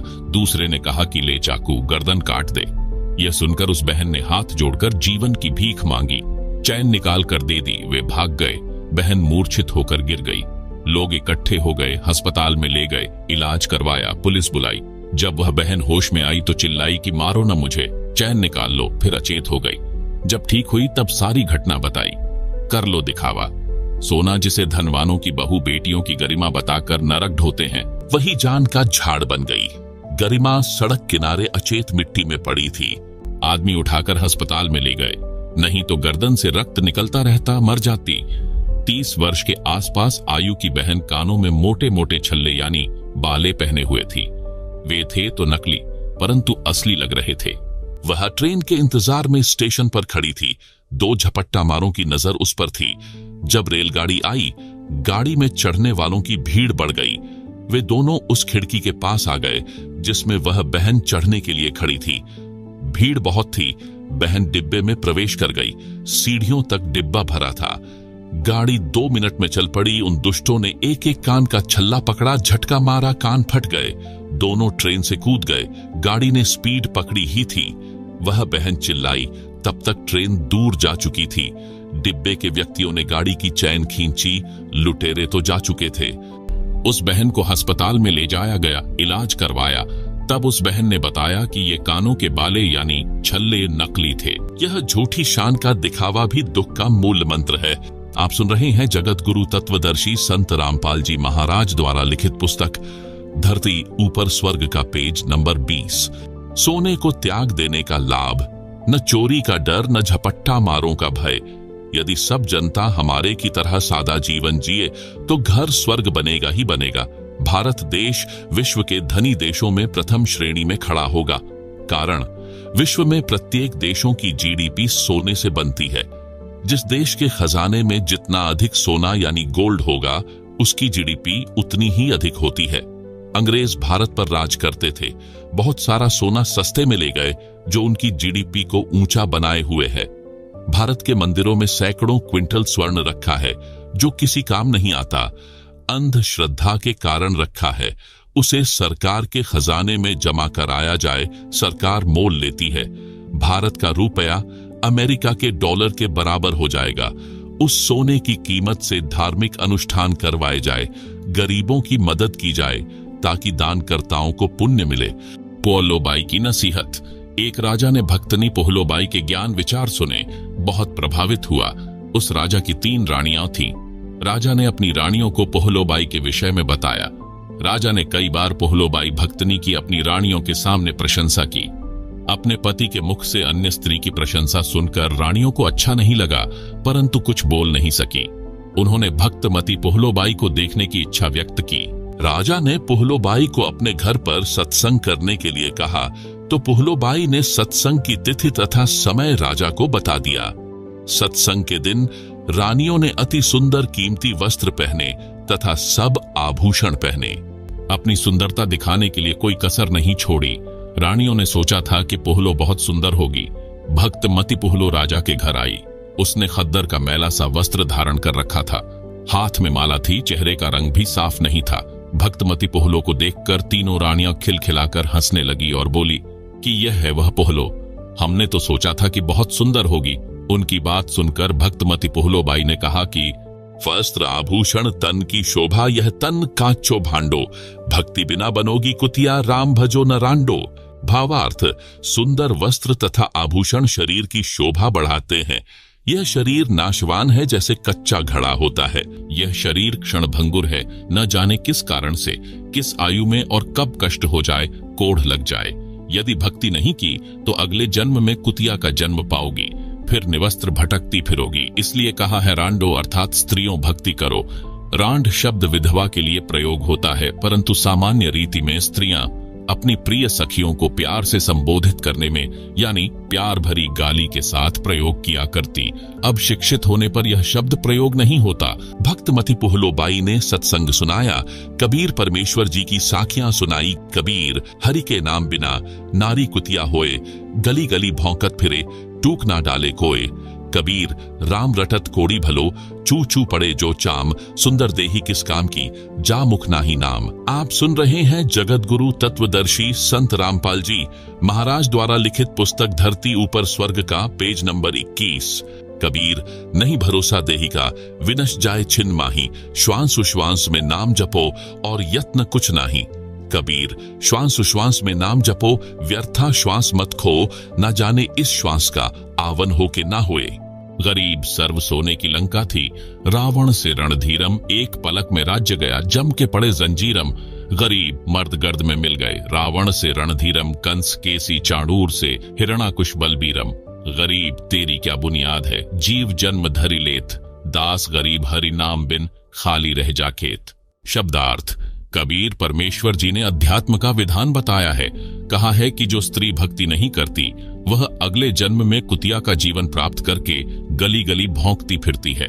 कोई उसको भोजन का ग्रास भी नहीं डालता। मानव जीवन में सब भोजन समय पर मिल रहा था। भक्ति न करने से यह दशा होगी। परमात्मा की भक्ति कुष्ठ रोगी यानी जिसके शरीर की खाल भी कट कट कर गिर रही है, उससे रक्त निकल कर गिर रहा है, भी करता है तो बहुत अच्छा है। भक्ति करने से उसका कुष्ठ रोग भी ठीक हो जाएगा, भविष्य भी उज्जवल होगा। जो भक्ति नहीं करता वह चाहे सुंदर शरीर वाला भी क्यों न हो, उसका सुंदर स्वस्थ शरीर किसी काम का नहीं है। इस मानव शरीर का कोई विश्वास नहीं है कि यह कब तथा किस कारण से नष्ट हो जाए। इसे बचाकर नहीं रखा जा सकता। इसका एक उपाय है, भक्ति करो। इतना स्मरण करो कि एक श्वास भी नाम के जाप बिना खाली ना जाए। श्वास छोड़ते समय तथा लेते समय प्रत्येक श्वास में नाम जपो। श्वास को नाम के जाप बिना व्यर्थ न खो। इस श्वास का ज्ञान नहीं है, यह अंदर गया है तो बाहर आएगा कि नहीं आएगा। इसलिए गफलत न करके भक्ति में लग जाओ। यदि आपके पास धन है और सुविधाएं भी हैं, इनके कारण भक्ति करना न भूलना। श्रीलंका के राजा रावण के पास अत्यधिक धन था। उसने स्वर्ण के मकान बना रखे थे और स्वयं भी योद्धा था। परंतु श्री रामचंद्र के साथ युद्ध हुआ, मारा भी गया और स्वर्ण भी लूट लिया गया, राज्य भी गया। यह सब एक पलक में हो गया, यानी राम जी के तीर से मारा गया। कुछ ही समय में सब कुछ नष्ट हो गया तथा यम के दूत यानी मृत्यु देवता के नौकर उस रावण को जंजीरों में बांध कर ले गए, नरक में डाला गया। रावण जैसे मर्दाने यानी शूरवीर मिट्टी में मिल गए तथा मथुरा का राजा कंस, उसका प्रसिद्ध पहलवान छाणूर, कंस का नौकर केशी रूपधारी राक्षस तथा हिरण्यकशिपु जैसे बलवान भी भक्ति बिना जीवन व्यर्थ कर गए। हे सामान्य प्राणी, तेरी क्या बुनियाद है, यानी तू किस आधार से बचेगा? तू कर्मों के अनुसार भिन्न भिन्न जीवों के शरीर धारण कर लेता है। संत गरीबदास जी ने परमेश्वर कबीर जी के बताए ज्ञान से कहा है कि भक्ति न करने से तेरे को ऐसी हानि होगी जैसे किसान खेत में बीज न बोने से भूखा मरता है, उसे कोई लाभ नहीं होता। भक्तनी पोहलो ने इस संसार की वास्तविकता बताई तथा भक्ति बिना होने वाले कष्ट बताए। छोटे से राज्य के टुकड़े को प्राप्त करके आप इतना गर्व कर रहे हो, यह व्यर्थ है। लंका के राजा रावण ने सोने यानी गोल्ड के मकान बना रखे थे। सत्य भक्ति न करने से राज्य भी गया, स्वर्ण भी यहीं रह गया, नरक का भागी बना। राजा रानियों ने उपदेश लेकर भक्ति की तथा जीवन धन्य बनाया। आप सुन रहे हैं जगत गुरु तत्वदर्शी संत रामपाल जी महाराज द्वारा लिखित पुस्तक धरती ऊपर स्वर्ग का पेज नंबर 22। महाकष्ट मोल लेते हैं। एक व्यक्ति ने दीक्षा लेने के बाद बताया कि मेरे साले ने लड़की का रिश्ता करना था। लगभग 10 लाख के सोने गोल्ड के आभूषण बनवाए, कीमती सामान, कपड़े, फ्रीज, एसी, मोटरसाइकिल, सिलाई की मशीन आदि लाकर रखे, जो कानून से बचने के लिए लड़के वालों के घर विवाह से 1 महीना पहले देकर आने थे, क्योंकि विवाह के समय नहीं दे ले सकते, कानूनी गलत है। जिस दिन भेजने थे उसी रात्रि में 10-12 व्यक्ति आए। 4 व्हीलर ले रखा था, सारा सामान लाद ले गए। घर वालों ने सोचा कि मंगत राम, साले का नाम, सामान लेकर जा रहा है। सब सोते रहे। सुबह मंगत राम उठा तो घर खाली था। पता चला तो पेट पकड़कर बैठ गया। भेद भी नहीं लगा। घर गांव से बाहर की ओर था, गांव का अंतिम घर था। कर्ज लिया, इतना ही सामान फिर लाया, हाथों हाथ आगे पहुंचाया। यह गलत रीति रिवाज के कारण महाकष्ट मोल ले रखा है। ऐसी ऐसी अनेकों घटना होती हैं। यह दुख सब पुराने रीति रिवाजों, परंपराओं की देन है जो हमने स्वयं लाद रखा है। हम यानी संत रामपाल जी के अनुयायी इसको नहीं लादते। बेटी का विश्वास परमात्मा पर दृढ़ करते हैं, जो सत्य भी है। हमारी बेटियों तथा बेटों में परमात्मा के संविधान की पूर्ण रूप से समझ है। संत गरीबदास जी गांव छुड़ानी जिला झज्जर वाले ने कहा है, तुमने उस दरगाह का महल नहीं देखा, धर्मराय के तिल तिल का लेखा। अर्थात संत गरीबदास जी ने कहा है कि आपने धर्मराय यानी परमात्मा का न्यायाधीश का महल यानी न्यायालय नहीं देखा, जहां पर एक एक तिल यानी दाने दाने, पैसे पैसे का लेखा, अकाउंट होता है। एक कथा जो सब शंकाओं का समाधान कर देती है। कृपया सुने यह कहानी। एक लेवा एक देवा दूतम, कोई किसी का पिता न पूतम। एक किसान के घर एक पुत्र उत्पन्न हुआ। पुत्र 8 वर्ष का हुआ तो पत्नी की मृत्यु हो गई। किसान के पास 16 एकड़ जमीन थी। कुछ वर्ष पश्चात किसान ने दूसरी शादी की। उस पत्नी से भी एक पुत्र उत्पन्न हुआ। कुछ वर्ष पश्चात उस पत्नी की भी मृत्यु हो गई। किसान का प्रथम पत्नी वाला पुत्र 16 वर्ष का हुआ, उसका विवाह कर दिया। किसान की भी मृत्यु हो गई। छोटा लड़का 10-12 वर्ष की आयु में रोगी हो गया। कुछ दिन उपचार कराया, फिर बड़े भाई यानी मौसी का बेटा ने तथा उसकी पत्नी ने विचार किया कि उपचार पर क्यों खर्च किया, यदि मर गया तो इसके हिस्से के 8 एकड़ जमीन अपने पास रह जाएगी। यह विचार करके पड़ोस के गांव से जो वैद्य उपचार के लिए आता था उससे कहा कि इस लड़के को औषधि में विष मिलाकर दे दो, हम आपको धन दे देंगे। 500 रुपये के लालच में वैद्य ने उस लड़के को औषधि में विष खिलाकर मार दिया। गांव वालों को बताया गया कि रोग के कारण मृत्यु हो गई। किसी को शंका नहीं हुई, बच्चे की मृत्यु रोग के कारण हुई मान ली। आप सुन रहे हैं जगतगुरु तत्वदर्शी संत रामपाल जी महाराज द्वारा लिखित पुस्तक धरती ऊपर स्वर्ग का पेज नंबर 23।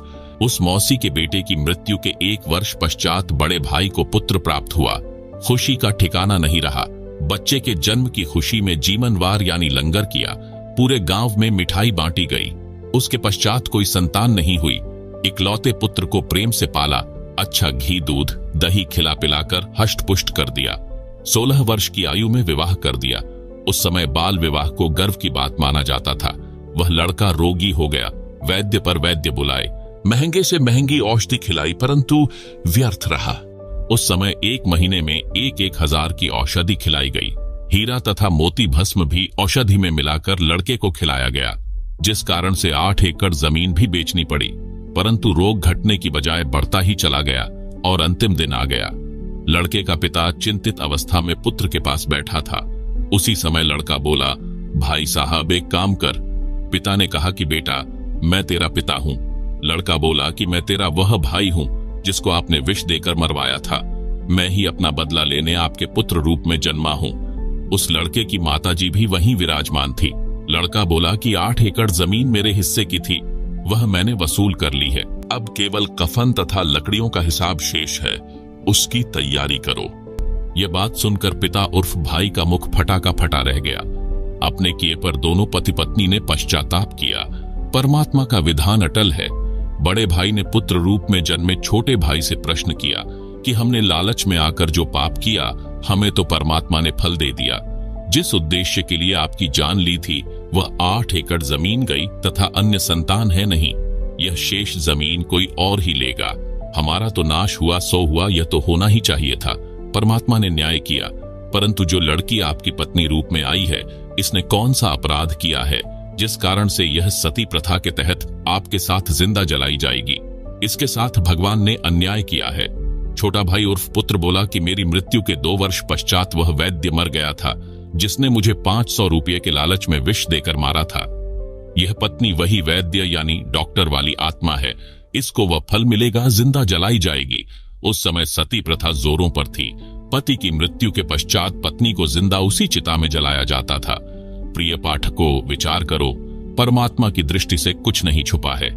जैसा करेगा वैसा भरना पड़ेगा। प्रत्येक परिवार इसी प्रकार संस्कार के कारण एक दूसरे से जुड़ा है। कोई पूर्व जन्म का कर्ज उतारने के लिए जन्मा है, कोई पूर्व जन्म का कर्ज लेने जन्मा है। अनेकों उदाहरण। नंबर 1, पिता ने लड़के को पढ़ाया, शादी से 2 दिन पहले दुर्घटनाग्रस्त होकर मर गया। वह अपना कर्ज पिता से लेने आया था। नंबर 2, बेटा जवान हुआ, कार्य करके निर्वाह करने लगा। पिता रोगी हो गया, लाखों रुपये लगे, व्यर्थ रहे, मर गया।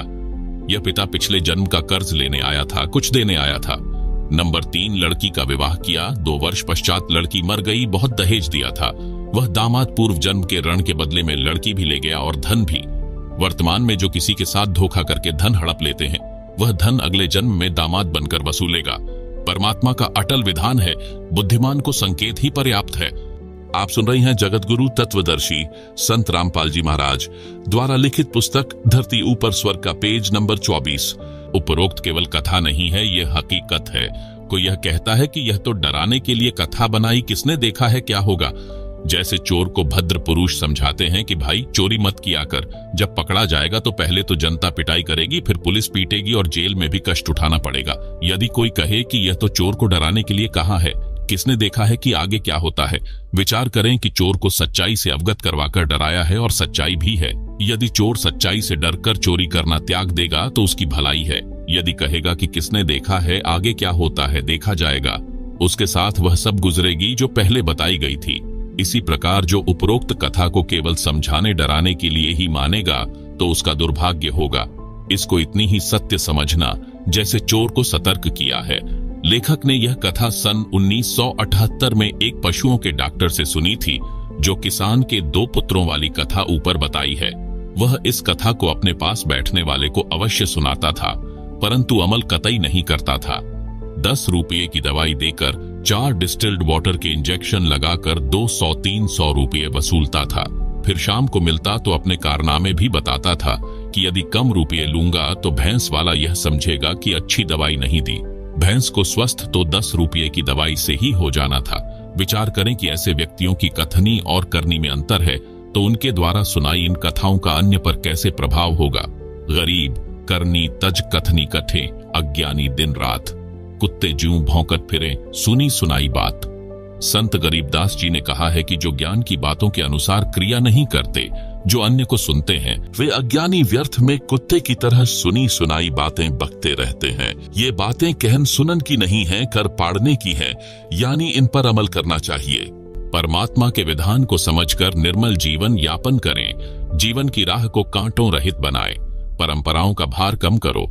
बोझा लाद कर सफर तय नहीं किया जा सकता। सत्संग से घर की कलह समाप्त होती है। एक माई अपनी पुत्र वधू पर बात बात पर क्रोध करती थी। छोटी छोटी गलतियों को बढ़ा चढ़ाकर अपने पुत्र से कहती। पुत्र अपनी पत्नी को धमकाता। इस प्रकार घर नरक बना हुआ था।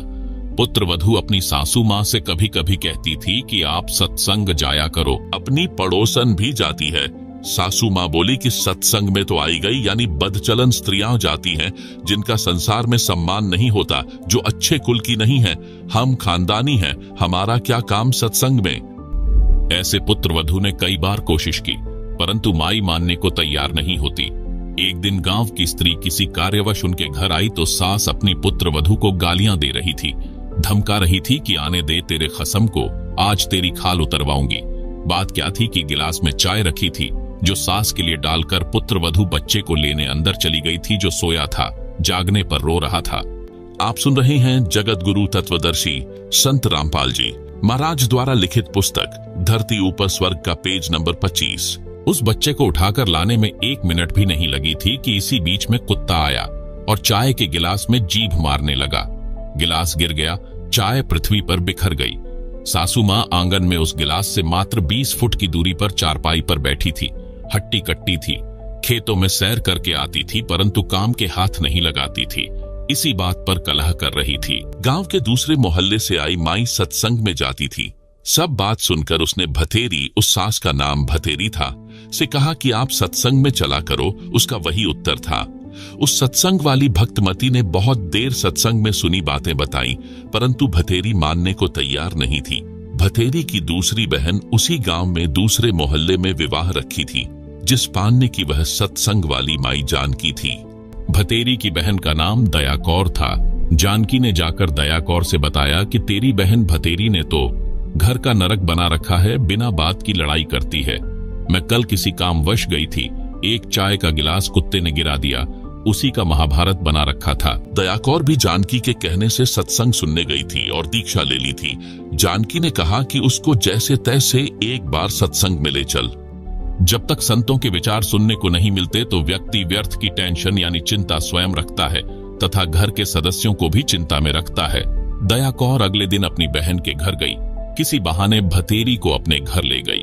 वहां से कई अन्य औरतें सत्संग में जाने के लिए जानकी के घर के आगे खड़ी थीं। वे दया कौर को सत्संग में चलने के लिए कहने उसके घर गई। वहां उसकी बहन भतेरी को देखकर उसे भी कह सुनकर साथ ले गई। भतेरी ने जीवन में प्रथम बार सत्संग सुना। आश्रम में कैसे स्त्री पुरुष रहते हैं, सब आंखों देखा तो अच्छा लगा। जैसा अनाप शनाप सुना करती थी, वैसा आश्रम में कहीं देखने को नहीं मिला। सत्संग में बताया गया कि कई व्यक्ति अपनी बहन, बेटियों, बहुओं तथा अन्य स्त्रियों को सत्संग नहीं भेजते और न स्वयं जाते हैं। वे कहते हैं कि हमारे सत्संग में जाने से घर की इज्जत का नाश हो जाएगा, हमारी बहू बेटियां बदनाम हो जाएंगी। उनको विचार करना चाहिए कि सत्संग में न आने से परमात्मा के विधान का ज्ञान नहीं होता कि भक्ति न करने वाले स्त्री पुरुष अगले जीवन में महाकष्ट भोगते हैं। सूक्ष्म वेद में बताया है कि जो मनुष्य शरीर प्राप्त करके भक्ति नहीं करते उनको क्या हानि होती है। कबीर, हरि के नाम बिना नारी कुतिया हुए, गली गली भौकत फिरे, टूक न डाले कोय। संत गरीबदास जी की वाणी से बीबी पर्दे रहे थी, ड्योड़ी लगती बाहर, अब गात उघाड़े फिरती है बन कुतिया बाजार। वे पर्दे की सुंदरी सुनो संदेशा मोर, गात उघाड़े फिरती है करें सरायों शोर। नक बेसर नक पर बनी, पहरे थी हार हमेल, सुंदरी से कुतिया बनी, सुन साहेब यानी प्रभु के खेल। भावार्थ, मनुष्य जीवन प्राप्त प्राणी यदि भक्ति नहीं करता है तो वह मृत्यु के उपरांत पशु पक्षियों आदि आदि की योनियां प्राप्त करता है। परमात्मा के नाम जाप बिना स्त्री अगले जन्म में कुतिया का जीवन प्राप्त करती है, फिर निवस्त्र होकर नंगे शरीर गलियों में भटकती रहती है, भूख से बेहाल होती है, उसको कोई रोटी का टुकड़ा भी नहीं डालता। आप सुन रहे हैं जगत गुरु तत्वदर्शी संत रामपाल जी महाराज द्वारा लिखित पुस्तक धरती ऊपर स्वर्ग का पेज नंबर 26। जिस समय वह आत्मा स्त्री रूप में किसी राजा, राणा तथा उच्च अधिकारी की बीवी यानी पत्नी थी, वे उसके पूर्व जन्मों के पुण्यों का फल था जो कभी किसी जन्म में भक्ति धर्म आदि किया था, वह सर्व भक्ति तथा पुण्य स्त्री रूप में प्राप्त कर लिए। वह आत्मा उच्च घरानों की बहु बेटियां थीं, तब पर्दों में रहती थी, काजू किशमिश डालकर हलवा तथा खीर खाती थी, उनका झूठा छोड़ा हुआ नौकरानियां खाती थी। उनको सत्संग में नहीं जाने दिया जाता था क्योंकि वे उच्च घरानों की बहुएं तथा बेटियां थीं, घर से बाहर जाने से बेइज्जती मानती थी। बड़े घरों की इज्जत इसी में मानी जाती थी कि बहु बेटियों का पर्दों में घर में रहना उचित है। इन कारणों से वह पुण्यात्मा सत्संग विचार न सुनने के कारण भक्ति से वंचित रह जाती थी।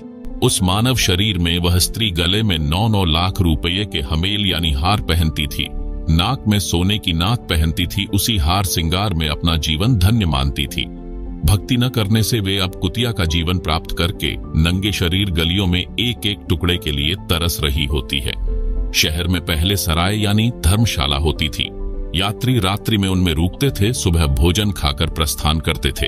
वह पर्दे में रहने वाली सुंदर स्त्री कुतिया बनकर धर्मशाला में रुके यात्री का डाला टुकड़ा खाने के लिए सराय यानी धर्मशाला में भौंकती है। रोटी का टुकड़ा धरती पर डाला जाता है, उसके साथ कुछ रेत मिट्टी भी चिपक जाती है। वह सुंदरी जो काजू किशमिश युक्त हलवा खीर खाती थी, भक्ति नहीं करती थी, उस रेत मिट्टी युक्त टुकड़े को खा रही है। यदि मनुष्य शरीर रहते रहते पूरे संत से नाम लेकर भक्ति कर लेती तो ये दिन नहीं देखने पड़ते। कबीर, हरि के नाम बिन राजा ऋषभ होए, मिट्टी लदे कुम्हार के घास न नीरई कोए। भगवान की भक्ति न करने से राजा गधे का शरीर प्राप्त करता है, कुम्हार के घर पर मिट्टी ढोता है, घास स्वयं जंगल में खाकर आता है, फिर पीछे तू पशुआ कीजय दीजय बैल बनाए, 4 पहर जंगल में डोले तो नहीं उदर भराए। सिर पर सींग दिए मन बौरे, दूम से मच्छर उड़ाए, कांधे जुआ जोते कुआं, कोंदों का भुस खाए। भावार्थ, गधे का शरीर पूरा करके वह प्राणी बैल की योनि प्राप्त करता है। मानव शरीर में जीव को कितनी सुविधाएं प्राप्त थी। भूख लगते ही खाना खाओ, दूध पियो, चाय पियो, प्यास लगे तो पानी पी लो। भक्ति न करने से वही प्राणी बैल बनकर सुबह से शाम तक 4 पहर अर्थात 12 घंटे तक जंगल में फिरता है, हल में जोता जाता है। दिन में केवल 2 बार आहार बैल को खिलाया जाता है, दोपहर 12 बजे तथा रात्रि में, परंतु बैल को बीच में भूख लगी है और चारों ओर चारा भी पड़ा होता है, लेकिन खा नहीं सकता। हाली उसको घास नहीं खाने देता। पानी भी समय पर दिन में 2 या 3 बार पिलाया जाता है। सिर पर सींग तथा एक दुम यानी पूंछ लगे होंगे। जब मानव शरीर में था तब वह जीव कूलर, पंखे तथा एसी कमरों में रहता था। अब एक दुम है, इसको चाहे कूलर की जगह चाहे पंखे की जगह प्रयोग करो, उसी से मच्छर उड़ाता है। सत्संग में यह भी बताया गया कि घर में कलह का कारण परमात्मा के विधान को न समझकर संसार के भाव में चलना है। घर का कोई सदस्य घर में हानि नहीं करना चाहता, किसी कारण से हानि हो जाती है तो उसको लेकर कलह नहीं करनी चाहिए।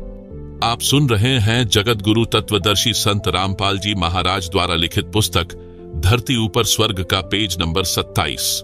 जो हानि होनी थी वह तो हो चुकी है, वह तो ठीक होनी नहीं। व्यर्थ की कलह करना समझदारी नहीं है। जिससे गलती से कोई हानि हो जाती है तो उसे कहना चाहिए, हे बेटा बेटी, माता पिता या सास बहू, यह जो हो गया ये अपने भाग्य में नहीं था, आपने जानबूझकर तो किया नहीं है। इस बात से घर में शांति कायम रहती है, कलह में काल निवास करता है। भूत प्रेतों का उस घर में डेरा होता है। जो कलह नहीं करते वे सुख से बसते हैं। जिस घर में नाम का सुमरण तथा परमात्मा की भक्ति यानी आरती स्तुति ज्योति यज्ञ होती है, उस घर में परमात्मा के आदेश से देवताओं का निवास होता है। सत्संग सुनकर सब अपने अपने घर चली गई। सत्संग दिन के 12 बजे से 2 बजे तक हुआ था। पुत्रवधू को पता नहीं था कि सासू मां सत्संग में गई थी। अगले दिन सुबह भैंस का दूध निकालकर पुत्रवधू उस दूध की भरी बाल्टी को छत में लगे कुंडे वाले सरिये में प्रतिदिन की तरह टांगने लगी। उसे लगा कि बाल्टी टंग गई, परंतु सरिये के उल्टी ओर बाल्टी का कड़ा लगा था। पुत्रवधू ने सोचा कि ठीक लगा है और बाल्टी छोड़ दी। बाल्टी पृथ्वी पर गिर गई, दूध बिखर गया। आवाज सुनकर भतेरी आई और पुत्रवधू दूध की बजाय सासू मां की ओर मायूसी से देख रही थी। बोलना उचित नहीं समझा, क्योंकि पुत्रवधू को पता था कि सासू मां किसी भी सफाई के वचन नहीं सुनती थी। सोच रही थी कि आज का सारा दिन कलह में जाएगा। शाम को पति आएगा, उससे भी पिटाई करवाएगी। हे परमात्मा, ये कौन बनी? ऐसी गलती तो कभी नहीं हुई थी। हे सतगुरु, कुछ तो दया करो। मैं तो आपकी भक्ति भी भूलने को हो रही हूँ। मुझे तो सारा दिन सासू मां के श्लोक याद रहते हैं। भतेरी बोली, बेटी, जो होना था वह हो गया। आज हमारे भाग्य में दूध है नहीं, चिंता ना कर। इस दूध को ऊपर से हाथों से बाल्टी में डालकर भैंस को पिला दे। यह कहकर जो नाम दीक्षा ली थी उसका जाप करने लग गई। पुत्रवधू को अपने कानों पर विश्वास नहीं हो रहा था। सोच रही थी कि माताजी आज पता नहीं कौन सा स्टेशन यानी रेडियो आकाशवाणी पकड़ गई। ये शीतल वचन भतेरी की बोरी यानी बारदाना में नहीं थे, इसमें खल भरी थी।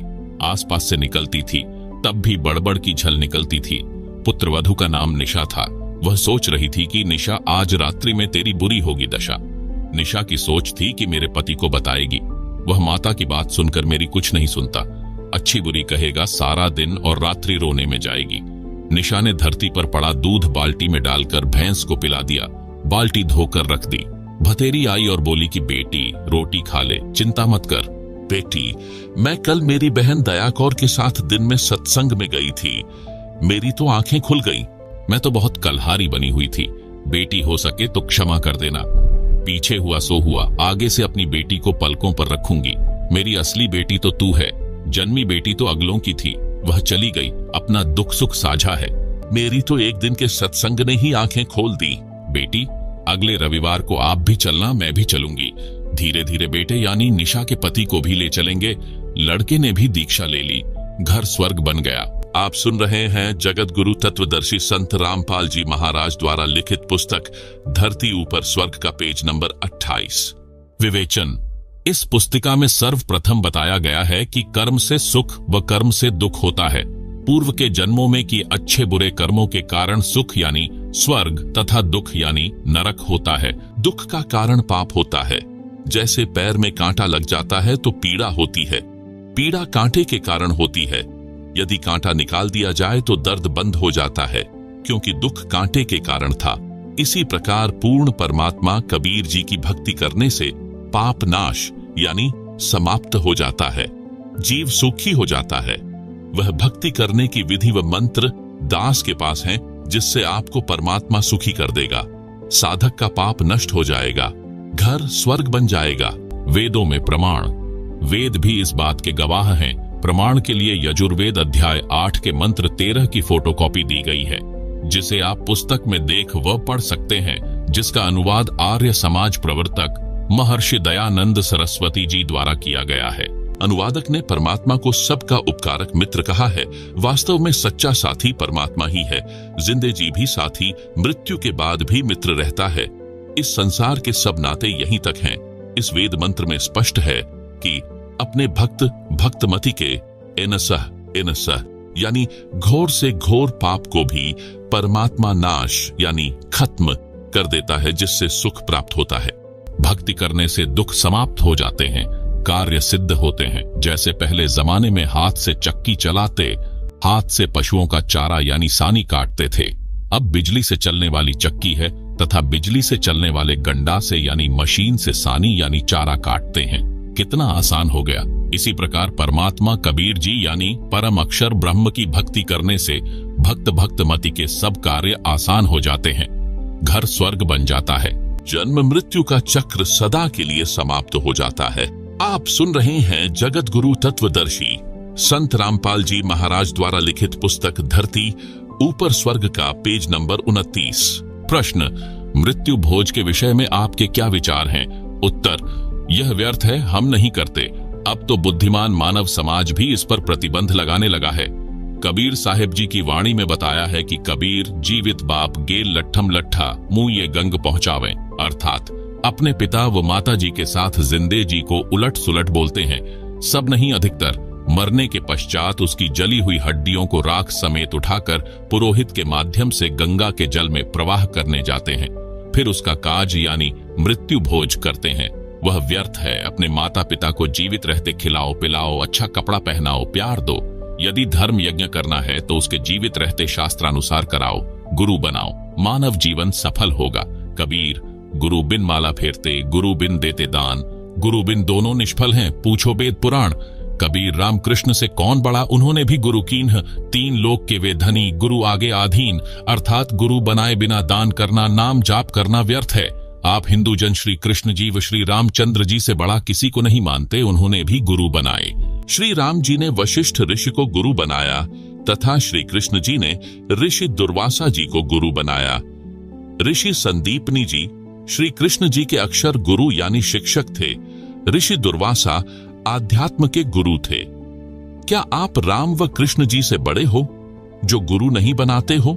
गुरु पूर्ण होना अनिवार्य है, फिर दान धर्म करना लाभदायक है। प्रसंग धरती ऊपर स्वर्ग का चल रहा है। आप जी से निवेदन है कि इस पुस्तक को दिल थामकर श्रद्धा के साथ पढ़कर समझकर मुझदास यानी लेखक के आश्रमों में या नामदान केंद्र में आए और शास्त्रोक्त साधना लेकर अपना तथा परिवार का निःशुल्क कल्याण करवाएं। धरती ऊपर ही स्वर्ग का एहसास करें। यदि इस पुस्तक को पढ़कर फिर भी लोकलाज के कारण इस दलदल में धंसा रहता है, समझदारी नहीं है। जैसे सती प्रथा थी, पति की मृत्यु हो जाती थी तो लोकलाज व कुप्रथा के कारण जवान पत्नी को भी जिंदा जलना पड़ता था। राजा भी इस प्रथा की मार से नहीं बचते थे। महाभारत ग्रंथ में प्रकरण है कि राजा पांडु की मृत्यु के पश्चात रानी माद्री उनके साथ सती हुई थी, यानी जिंदा जलकर मरी थी। राजा पांडु की दो पत्नियां थीं, कुंती तथा माद्री। यह भी तो किसी समझदार पुरुष ने समाप्त करने का बीड़ा उठाया। उस समय उसका बहुत विरोध हुआ, परंतु धीरे धीरे सबने मान लिया, सुखी हुए। इसी प्रकार ये कुप्रथाएं समाप्त करनी है, धरती ऊपर स्वर्ग बनाना है। बुद्धिजीवी मानव सहयोग दे। प्रश्न, भक्ति व धर्म कर्म तो लगभग सब करते हैं, आप तथा आपके अनुयायी ही नहीं करते। आप कहना क्या चाहते हैं? आपकी बातों से लग रहा है कि आपके अतिरिक्त कोई ठीक से भक्ति नहीं करते। आप सुन रहे हैं जगत गुरु तत्वदर्शी संत रामपाल जी महाराज द्वारा लिखित पुस्तक धरती ऊपर स्वर्ग का पेज नंबर 30। उत्तर, यह सही है। दास यानी रामपाल दास यही कहता है कि विश्व में कोई भी गुरु मेरे अतिरिक्त शास्त्रोक्त साधना न तो स्वयं करता और न ही अपने अनुयायियों से करवाता है, क्योंकि उनको अपने अपने शास्त्रों का ज्ञान ही नहीं है। आप निम्न बातें नोट करो और बताओ। क्या आप बता सकते हैं? गीता अध्याय 18 श्लोक 62 में गीता बोलने वाला प्रभु अपने से अन्य किस परमेश्वर की शरण में जाने को कहता है? गीता अध्याय 18 श्लोक 62 की फोटोकॉपी, जिसे आप पुस्तक में देख सकते हैं, जो जयदयाल गोयंदका द्वारा अनुवादित है तथा भारत में प्रसिद्ध गीता प्रेस गोरखपुर से प्रकाशित व मुद्रित है। क्या आप जानते हैं? गीता अध्याय 7 श्लोक 29 में गीता ज्ञान देने वाले प्रभु ने कहा है कि जो साधक केवल जरा यानी वृद्धावस्था के दुख से तथा मरण यानी मृत्यु के दुख से छूटने के लिए ही प्रयत्नशील हैं, यानी साधना करते हैं, वे तत्ब्रह्म यानी उस ब्रह्म यानी गीता अध्याय 18 श्लोक 62 में बताए परमेश्वर को तथा संपूर्ण अध्यात्म ज्ञान यानी तत्व ज्ञान को तथा संपूर्ण कर्मों को जानते हैं, यानी एक लेवा एक देवा दूतमों वाली कथा जानते हैं। गीता अध्याय 8 श्लोक 1 में अर्जुन ने गीता ज्ञान देने वाले से प्रश्न किया कि किम तत् ब्रह्म यानी तत् ब्रह्म क्या है, जिसके विषय में आपने गीता अध्याय 7 श्लोक 29 में कहा है। इसका उत्तर गीता ज्ञान बताने वाले प्रभु आपके अनुसार श्री कृष्ण जी ने गीता 8 अध्याय श्लोक 3 में दिया। कहा कि वह परम अक्षर ब्रह्म है। फिर इसी प्रसंग को आगे बढ़ाते हुए गीता ज्ञान देने वाले ने गीता के इसी अध्याय 8 के श्लोक 5 से 7 तथा श्लोक 8, 9, 10 में स्पष्ट कर दिया है कि जो पुरुष अंत काल में मुझको ही स्मरण करता हुआ शरीर को त्याग कर जाता है, वह मेरे साक्षात रूप को प्राप्त होता है। इसमें कुछ भी संशय नहीं है। गीता अध्याय 8 श्लोक 5। हे कुंती पुत्र अर्जुन, अंतकाल में मनुष्य यानी साधक जिस भी भाव को यानी इष्ट को स्मरण करता हुआ शरीर का त्याग करता है, उस भाव को ही प्राप्त होता है, क्योंकि वह सदा उसी के भाव से भावित हो रहा है। गीता अध्याय 8 श्लोक 6। आप सुन रहे हैं जगत गुरु तत्वदर्शी संत रामपाल जी महाराज द्वारा लिखित पुस्तक धरती ऊपर स्वर्ग का पेज नंबर 31। इसलिए हे अर्जुन, तू सब समय में निरंतर मेरा स्मरण कर और युद्ध भी कर। इस प्रकार मुझ में समर्पित भाव से युक्त होकर तू निसंदेह मुझको ही प्राप्त होगा। गीता अध्याय 8 श्लोक 7। हे भद्र पुरुष, इन उपरोक्त श्लोकों में तो गीता ज्ञान देने वाले ने अपनी भक्ति करने को कहा है, जिससे उसी को प्राप्त होता है।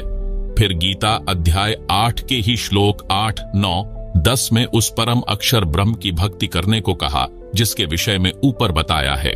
गीता अध्याय 8 श्लोक 8, 9, 10।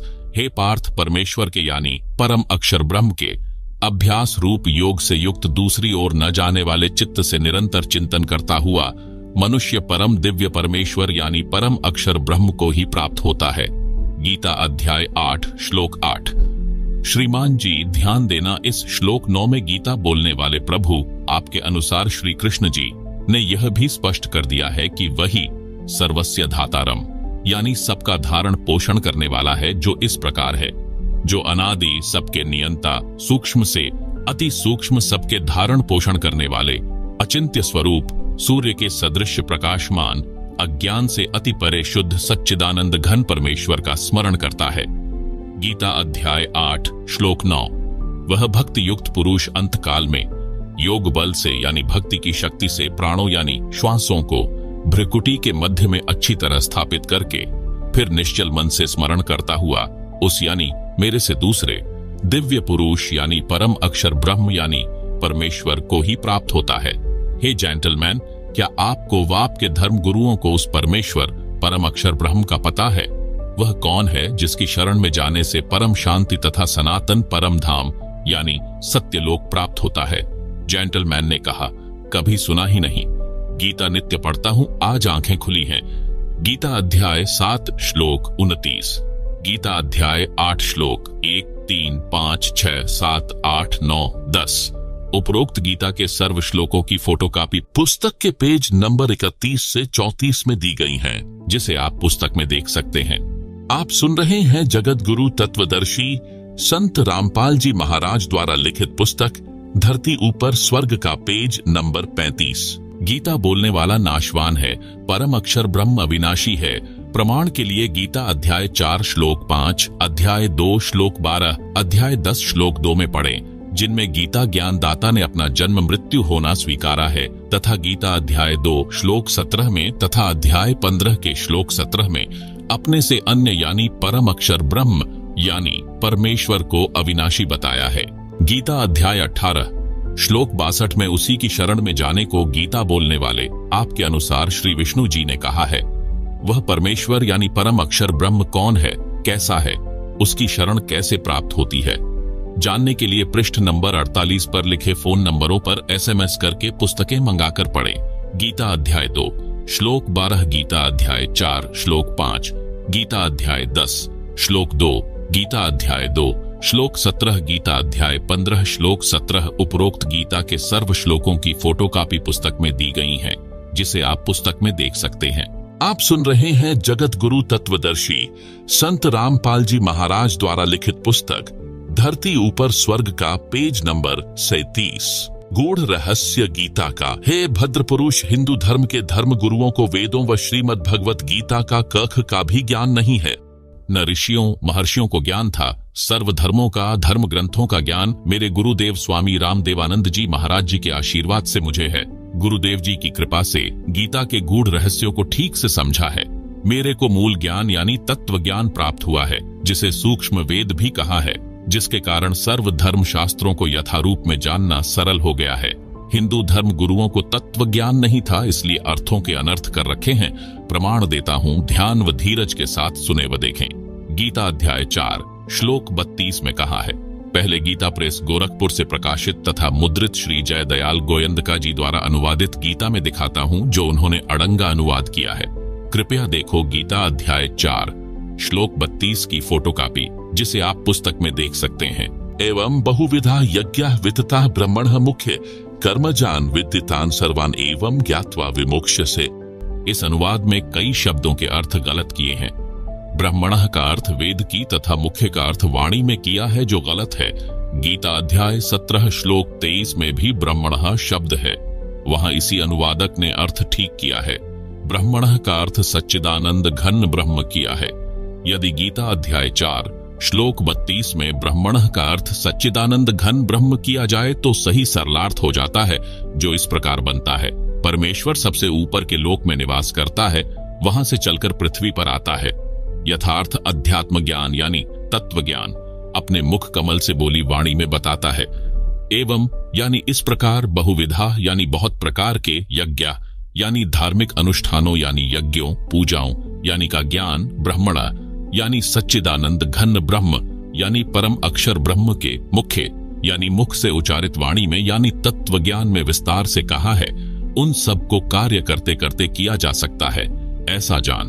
उन सब क्रियाओं को जानकर तू सर्वथा बंधन से मुक्त हो जाएगा, यानी उस तत्व ज्ञान के आधार से साधना पूजा करके पूर्ण मोक्ष यानी कभी जन्म मरण नहीं हो ऐसा मोक्ष प्राप्त करेगा। आप सुन रहे हैं जगत गुरु तत्वदर्शी संत रामपाल जी महाराज द्वारा लिखित पुस्तक धरती ऊपर स्वर्ग का पेज नंबर 38। विशेष इन्हीं अनुवादकों ने गीता अध्याय 16 श्लोक 1 में यज्ञ का अर्थ प्रसंगवश धार्मिक पूजा व धार्मिक अनुष्ठान किया है। इस गीता अध्याय 4 श्लोक 32 में भी यज्ञ का अर्थ पूजाओं किया जाए तो सरलार्थ सही हो जाता है।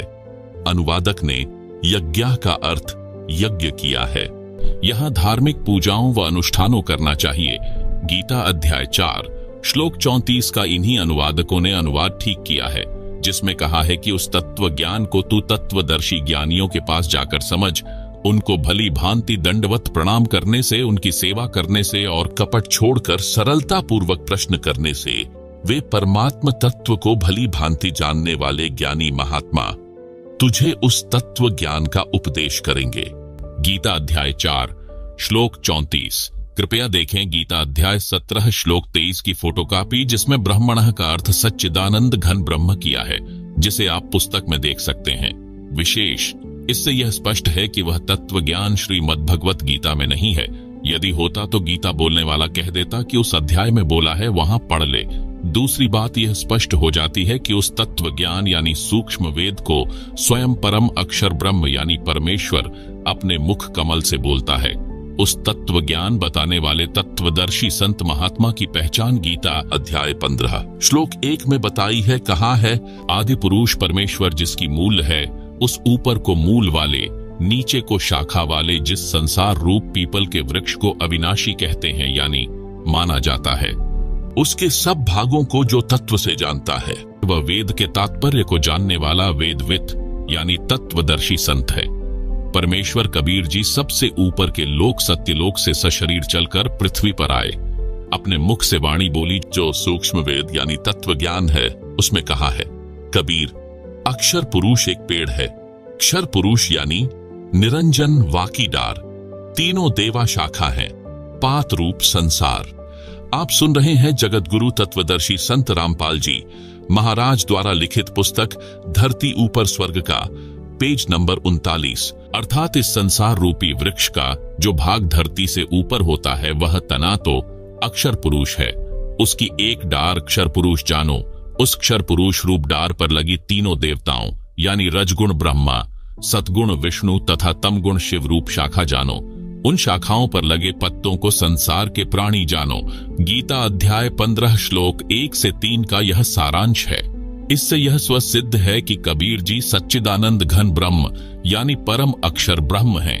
उनके द्वारा बोला गया ज्ञान तत्व ज्ञान यानी सूक्ष्म वेद है। अधूरे ज्ञान के कारण आपको यह भी शंका होगी कि जड़ यानी मूल कौन है तथा अक्षर पुरुष क्षर पुरुष का कहां प्रमाण है। उसके लिए सुनो, इस संसार रूप वृक्ष की मूल परम अक्षर ब्रह्म है, जिसका प्रमाण गीता अध्याय 8 श्लोक 3 8 से 10 में है, जो पहले इसी पुस्तिका में बताया गया है। कहा कि गीता अध्याय 8 श्लोक 9 में जो कबीर देव अनादि है, सबका नियंता यानी कंट्रोलर है, सूक्ष्म से अति सूक्ष्म यानी सर्वशक्तिमान है।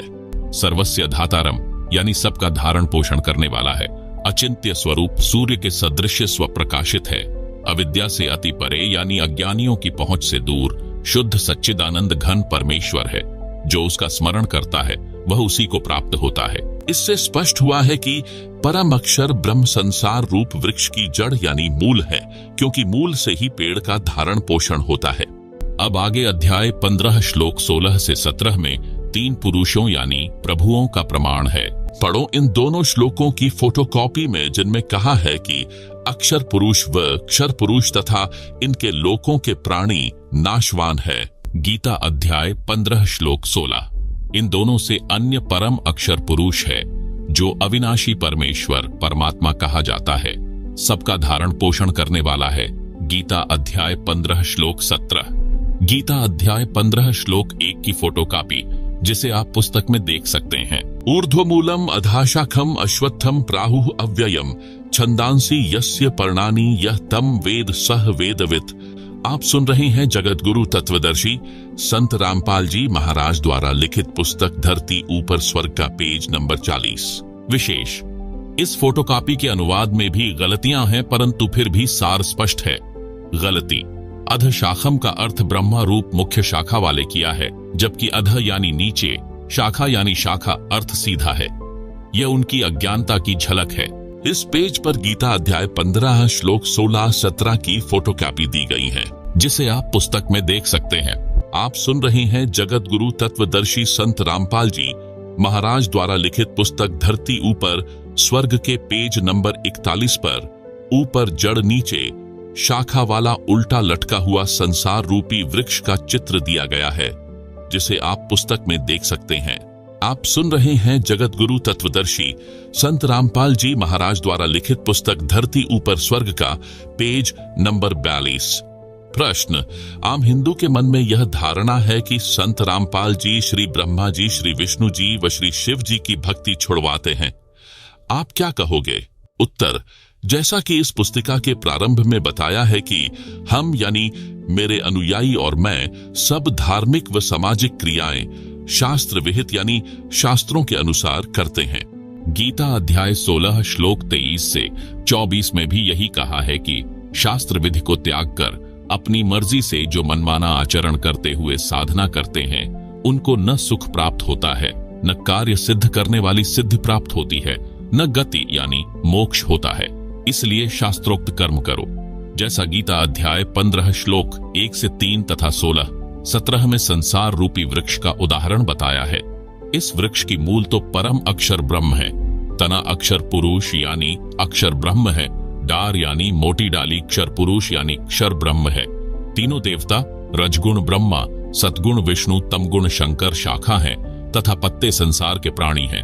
दास यानी रामपाल दास ब्रह्मा विष्णु तथा शिव जी व देवी देवताओं का सम्मान करता है तथा धार्मिक कर्म शास्त्रोक्त करता व करवाता है। इसी कर्म में भक्ति की विधि शास्त्रोक्त करनी होती है। जैसे कोई आम या पीपल आदि का पौधा नर्सरी से मोल लाए तो उसको अपने घर, आंगन, खेत, बाग में रोपने के लिए गड्ढा खोदा, उसमें उस पौधे को मूल की ओर से गड्ढे में रखकर चारों ओर मिट्टी लगाई, फिर सिंचाई की, पौधा पेड़ बना, लाभ मिला। यदि कोई अनजान उस पौधे को शाखाओं की ओर से गड्ढे में रखकर मिट्टी लगाकर सिंचाई करे, क्या वह पेड़ बनेगा? कभी नहीं, नष्ट हो जाएगा। ठीक इसी प्रकार हम शास्त्रों में बताए अनुसार भक्ति रूपी पौधा रोपते यानी लगाते हैं, जो शास्त्र विधि अनुसार है, लाभदायक है। यानी गीता अध्याय 3 श्लोक 14-15 में भी स्पष्ट किया है कि अविनाशी परमात्मा यानी परम अक्षर ब्रह्म जो धार्मिक अनुष्ठानों में यानी यज्ञों में प्रतिष्ठित है, अर्थात उसी को इष्ट मानकर धार्मिक अनुष्ठान पूजाएं यानी यज्ञ आदि करने चाहिए।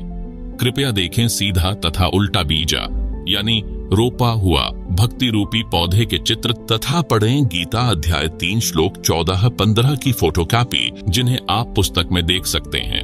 आप सुन रहे हैं जगत गुरु तत्वदर्शी संत रामपाल जी महाराज द्वारा लिखित पुस्तक धरती ऊपर स्वर्ग के पेज नंबर 43 पर शास्त्र विरुद्ध साधना अर्थात उल्टा बीजा हुआ भक्ति रूपी पौधे का चित्र दिया गया है, जिसे आप पुस्तक में देख सकते हैं। आप सुन रहे हैं जगत गुरु तत्वदर्शी संत रामपाल जी महाराज द्वारा लिखित पुस्तक धरती ऊपर स्वर्ग के पेज नंबर 44 पर शास्त्रानुकूल साधना अर्थात सीधा बीजा हुआ भक्ति रूपी पौधे का चित्र दिया गया है, जिसे आप पुस्तक में देख सकते हैं। आप सुन रहे हैं जगत गुरु तत्वदर्शी संत रामपाल जी महाराज द्वारा लिखित पुस्तक धरती ऊपर स्वर्ग का पेज नंबर 45। गीता अध्याय 3 श्लोक 14। अन्नात् भवन्ति भूतानि पर्जन्यात् अन्न संभवः यज्ञात् भवति पर्जन्यः यज्ञः कर्म समुद्भवः। गीता अध्याय 3 श्लोक 15। कर्म ब्रह्मोद्भवम् विद्ये ब्रह्म अक्षर समुद्भवम् तस्मात् सर्वगतम् ब्रह्म नित्यम यज्ञ प्रतिष्ठितम। विशेष गीता अनुवादकों ने इन उपरोक्त श्लोकों के अनुवाद में भी ब्रह्म शब्द का गलत अर्थ वेद किया है, जबकि यहाँ पर ब्रह्म का अर्थ ब्रह्म ही रहना चाहिए, जिसका भावार्थ है कि सब प्राणी अन्न से उत्पन्न होते हैं। अन्न वर्षा से होता है। वर्षा शास्त्र विधि अनुसार किए जाने वाले यज्ञों यानी धार्मिक पूजाओं से होती है।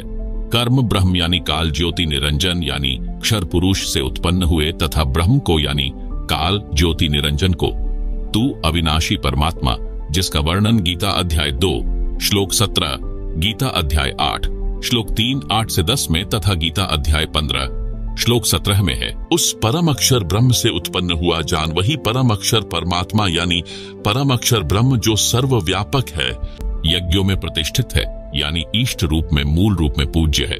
कबीर परमेश्वर जी ने सूक्ष्म वेद यानी तत्व ज्ञान में बताया है कि कबीर एकई साधे सब सधै, सब साधे सब जाए, माली सींचे मूल को फूले फले अघाए। अर्थात पौधे की मूल को मिट्टी में गाड़कर सिंचाई करने से पौधे के सब भाग तना डार शाखा तथा पत्ते विकास करेंगे। एक के साधने से सब सध जाएंगे। यदि पौधे को उल्टा बीज यानी रोप कर शाखाओं की सिंचाई करेंगे तो सब नष्ट हो जाएंगे, क्योंकि यह विधि गलत है। आप सुन रहे हैं जगत गुरु तत्वदर्शी संत रामपाल जी महाराज द्वारा लिखित पुस्तक धरती ऊपर स्वर्ग का पेज नंबर 46। इसी प्रकार परम अक्षर ब्रह्म रूप मूल को इष्ट रूप में मानकर पूजा करेंगे तो सब देवता प्रफुल्लित होंगे यानी बढ़ेंगे, यानी उनके पास हमारे धर्म कर्म शास्त्र प्रमाणित संग्रहित यानी जमा हो जाएंगे। वे फिर हमारे कर्मों का फल हमें देते रहेंगे, बिना मांगे देंगे। गीता अध्याय 3 श्लोक 10 से 15 तक यही विस्तार पूर्वक बताया है कि शास्त्र अनुसार साधना भक्ति करके देवताओं यानी वृक्ष की शाखा रूपी देवताओं को बढ़ाओ। शास्त्रोक्त विधि से बढ़ाए हुए देवता तुमको बिना मांगे ही फल देंगे। जैसे पौधा पेड़ बना तो सब तना डार शाखा बढ़ी विकास हुआ, फिर शाखाओं को फल लगेंगे, बिना मांगे ही लगेंगे, यानी शास्त्र विधि अनुसार साधना करने से हमारे धर्म कर्म बनेंगे। वे इन देवताओं ब्रह्मा विष्णु तथा शिव जी के पास जमा होते रहेंगे। ये कर्म फल ही देते हैं, ईमानदारी से देते हैं, बिना मांगे ही देंगे, क्योंकि हमारे शास्त्र अनुसार भक्ति कर्म है। अन्य जो शास्त्र विधि त्याग कर मनमाना आचरण करते हैं उनके कोई धर्म कर्म यानी पुण्य नहीं बनते, उनको कोई लाभ नहीं होता। इसलिए हम परम अक्षर ब्रह्म को इष्ट रूप में प्रतिष्ठित करके शास्त्रोक्त भक्ति करते हैं, जिससे सुख भी मिलता है, सिद्धि की प्राप्ति भी होती है, जिससे कार्य सिद्ध होते हैं तथा गति यानी मुक्ति भी होती है। मैं शास्त्र विधि यानी शास्त्रों के अनुसार भक्ति करने को कहता हूँ, भक्ति छुड़वाता नहीं हूँ। गीता अध्याय 3 श्लोक 10, 11, 12, 13 की फोटो कापियां दी गई हैं, जिन्हें आप पुस्तक में देख सकते हैं। आप सुन रहे हैं जगत गुरु तत्वदर्शी संत रामपाल जी महाराज द्वारा लिखित पुस्तक धरती ऊपर स्वर्ग का पेज नंबर 48। हे जेंटलमैन, इस प्रकार गीता को मेरे अतिरिक्त किसी ने नहीं समझाया, क्योंकि किसी को ज्ञान ही नहीं है। मैं इसीलिए कहता हूं कि मेरे अतिरिक्त कोई भी सही साधना नहीं करवाता। हम अविनाशी परमेश्वर यानी परम अक्षर ब्रह्म की भक्ति इष्ट मानकर करते हैं, जो सबका धारण पोषण करने वाला है, जो गीता ज्ञान बताने वाले से अन्य है, जो पाप काटकर सुखी करता है। उल्टे लटके संसार रूप वृक्ष के चित्र को तथा उल्टे सीधे भक्ति रूपी पौधों के चित्रों को ध्यान से देखो, सब आसानी से समझ आ जाता है। विश्व के मानव से अनुरोध करता हूं कि सारा जहान इसी परमेश्वर की शरण में आए और परम शांति यानी पूर्ण मोक्ष को तथा सनातन परम धाम यानी सत्यलोक को प्राप्त करके सदा सुखी रहे। अधिक जानकारी के लिए निम्न संपर्क सूत्रों पर संपर्क करें। इस पुस्तिका को या अन्य पुस्तक ज्ञान गंगा, गीता तेरा ज्ञान अमृत, व जीने की राह आदि को निशुल्क मंगवाएं। एसएमएस में अपना पूरा पता, फोन नंबर लिखें। पुस्तक आपके घर पहुंच जाएगी। एक बार में एक पुस्तक के लिए एसएमएस करना होगा। एक से अधिक एक एसएमएस पर नहीं भेजी जाएंगी। एक पढ़ो, फिर दूसरी निशुल्क मंगाओ। प्रचार प्रसार समिति बरवाला। संपर्क सूत्र 7496801825, 7496801823, 7496801825, 7496801823। धन्यवाद।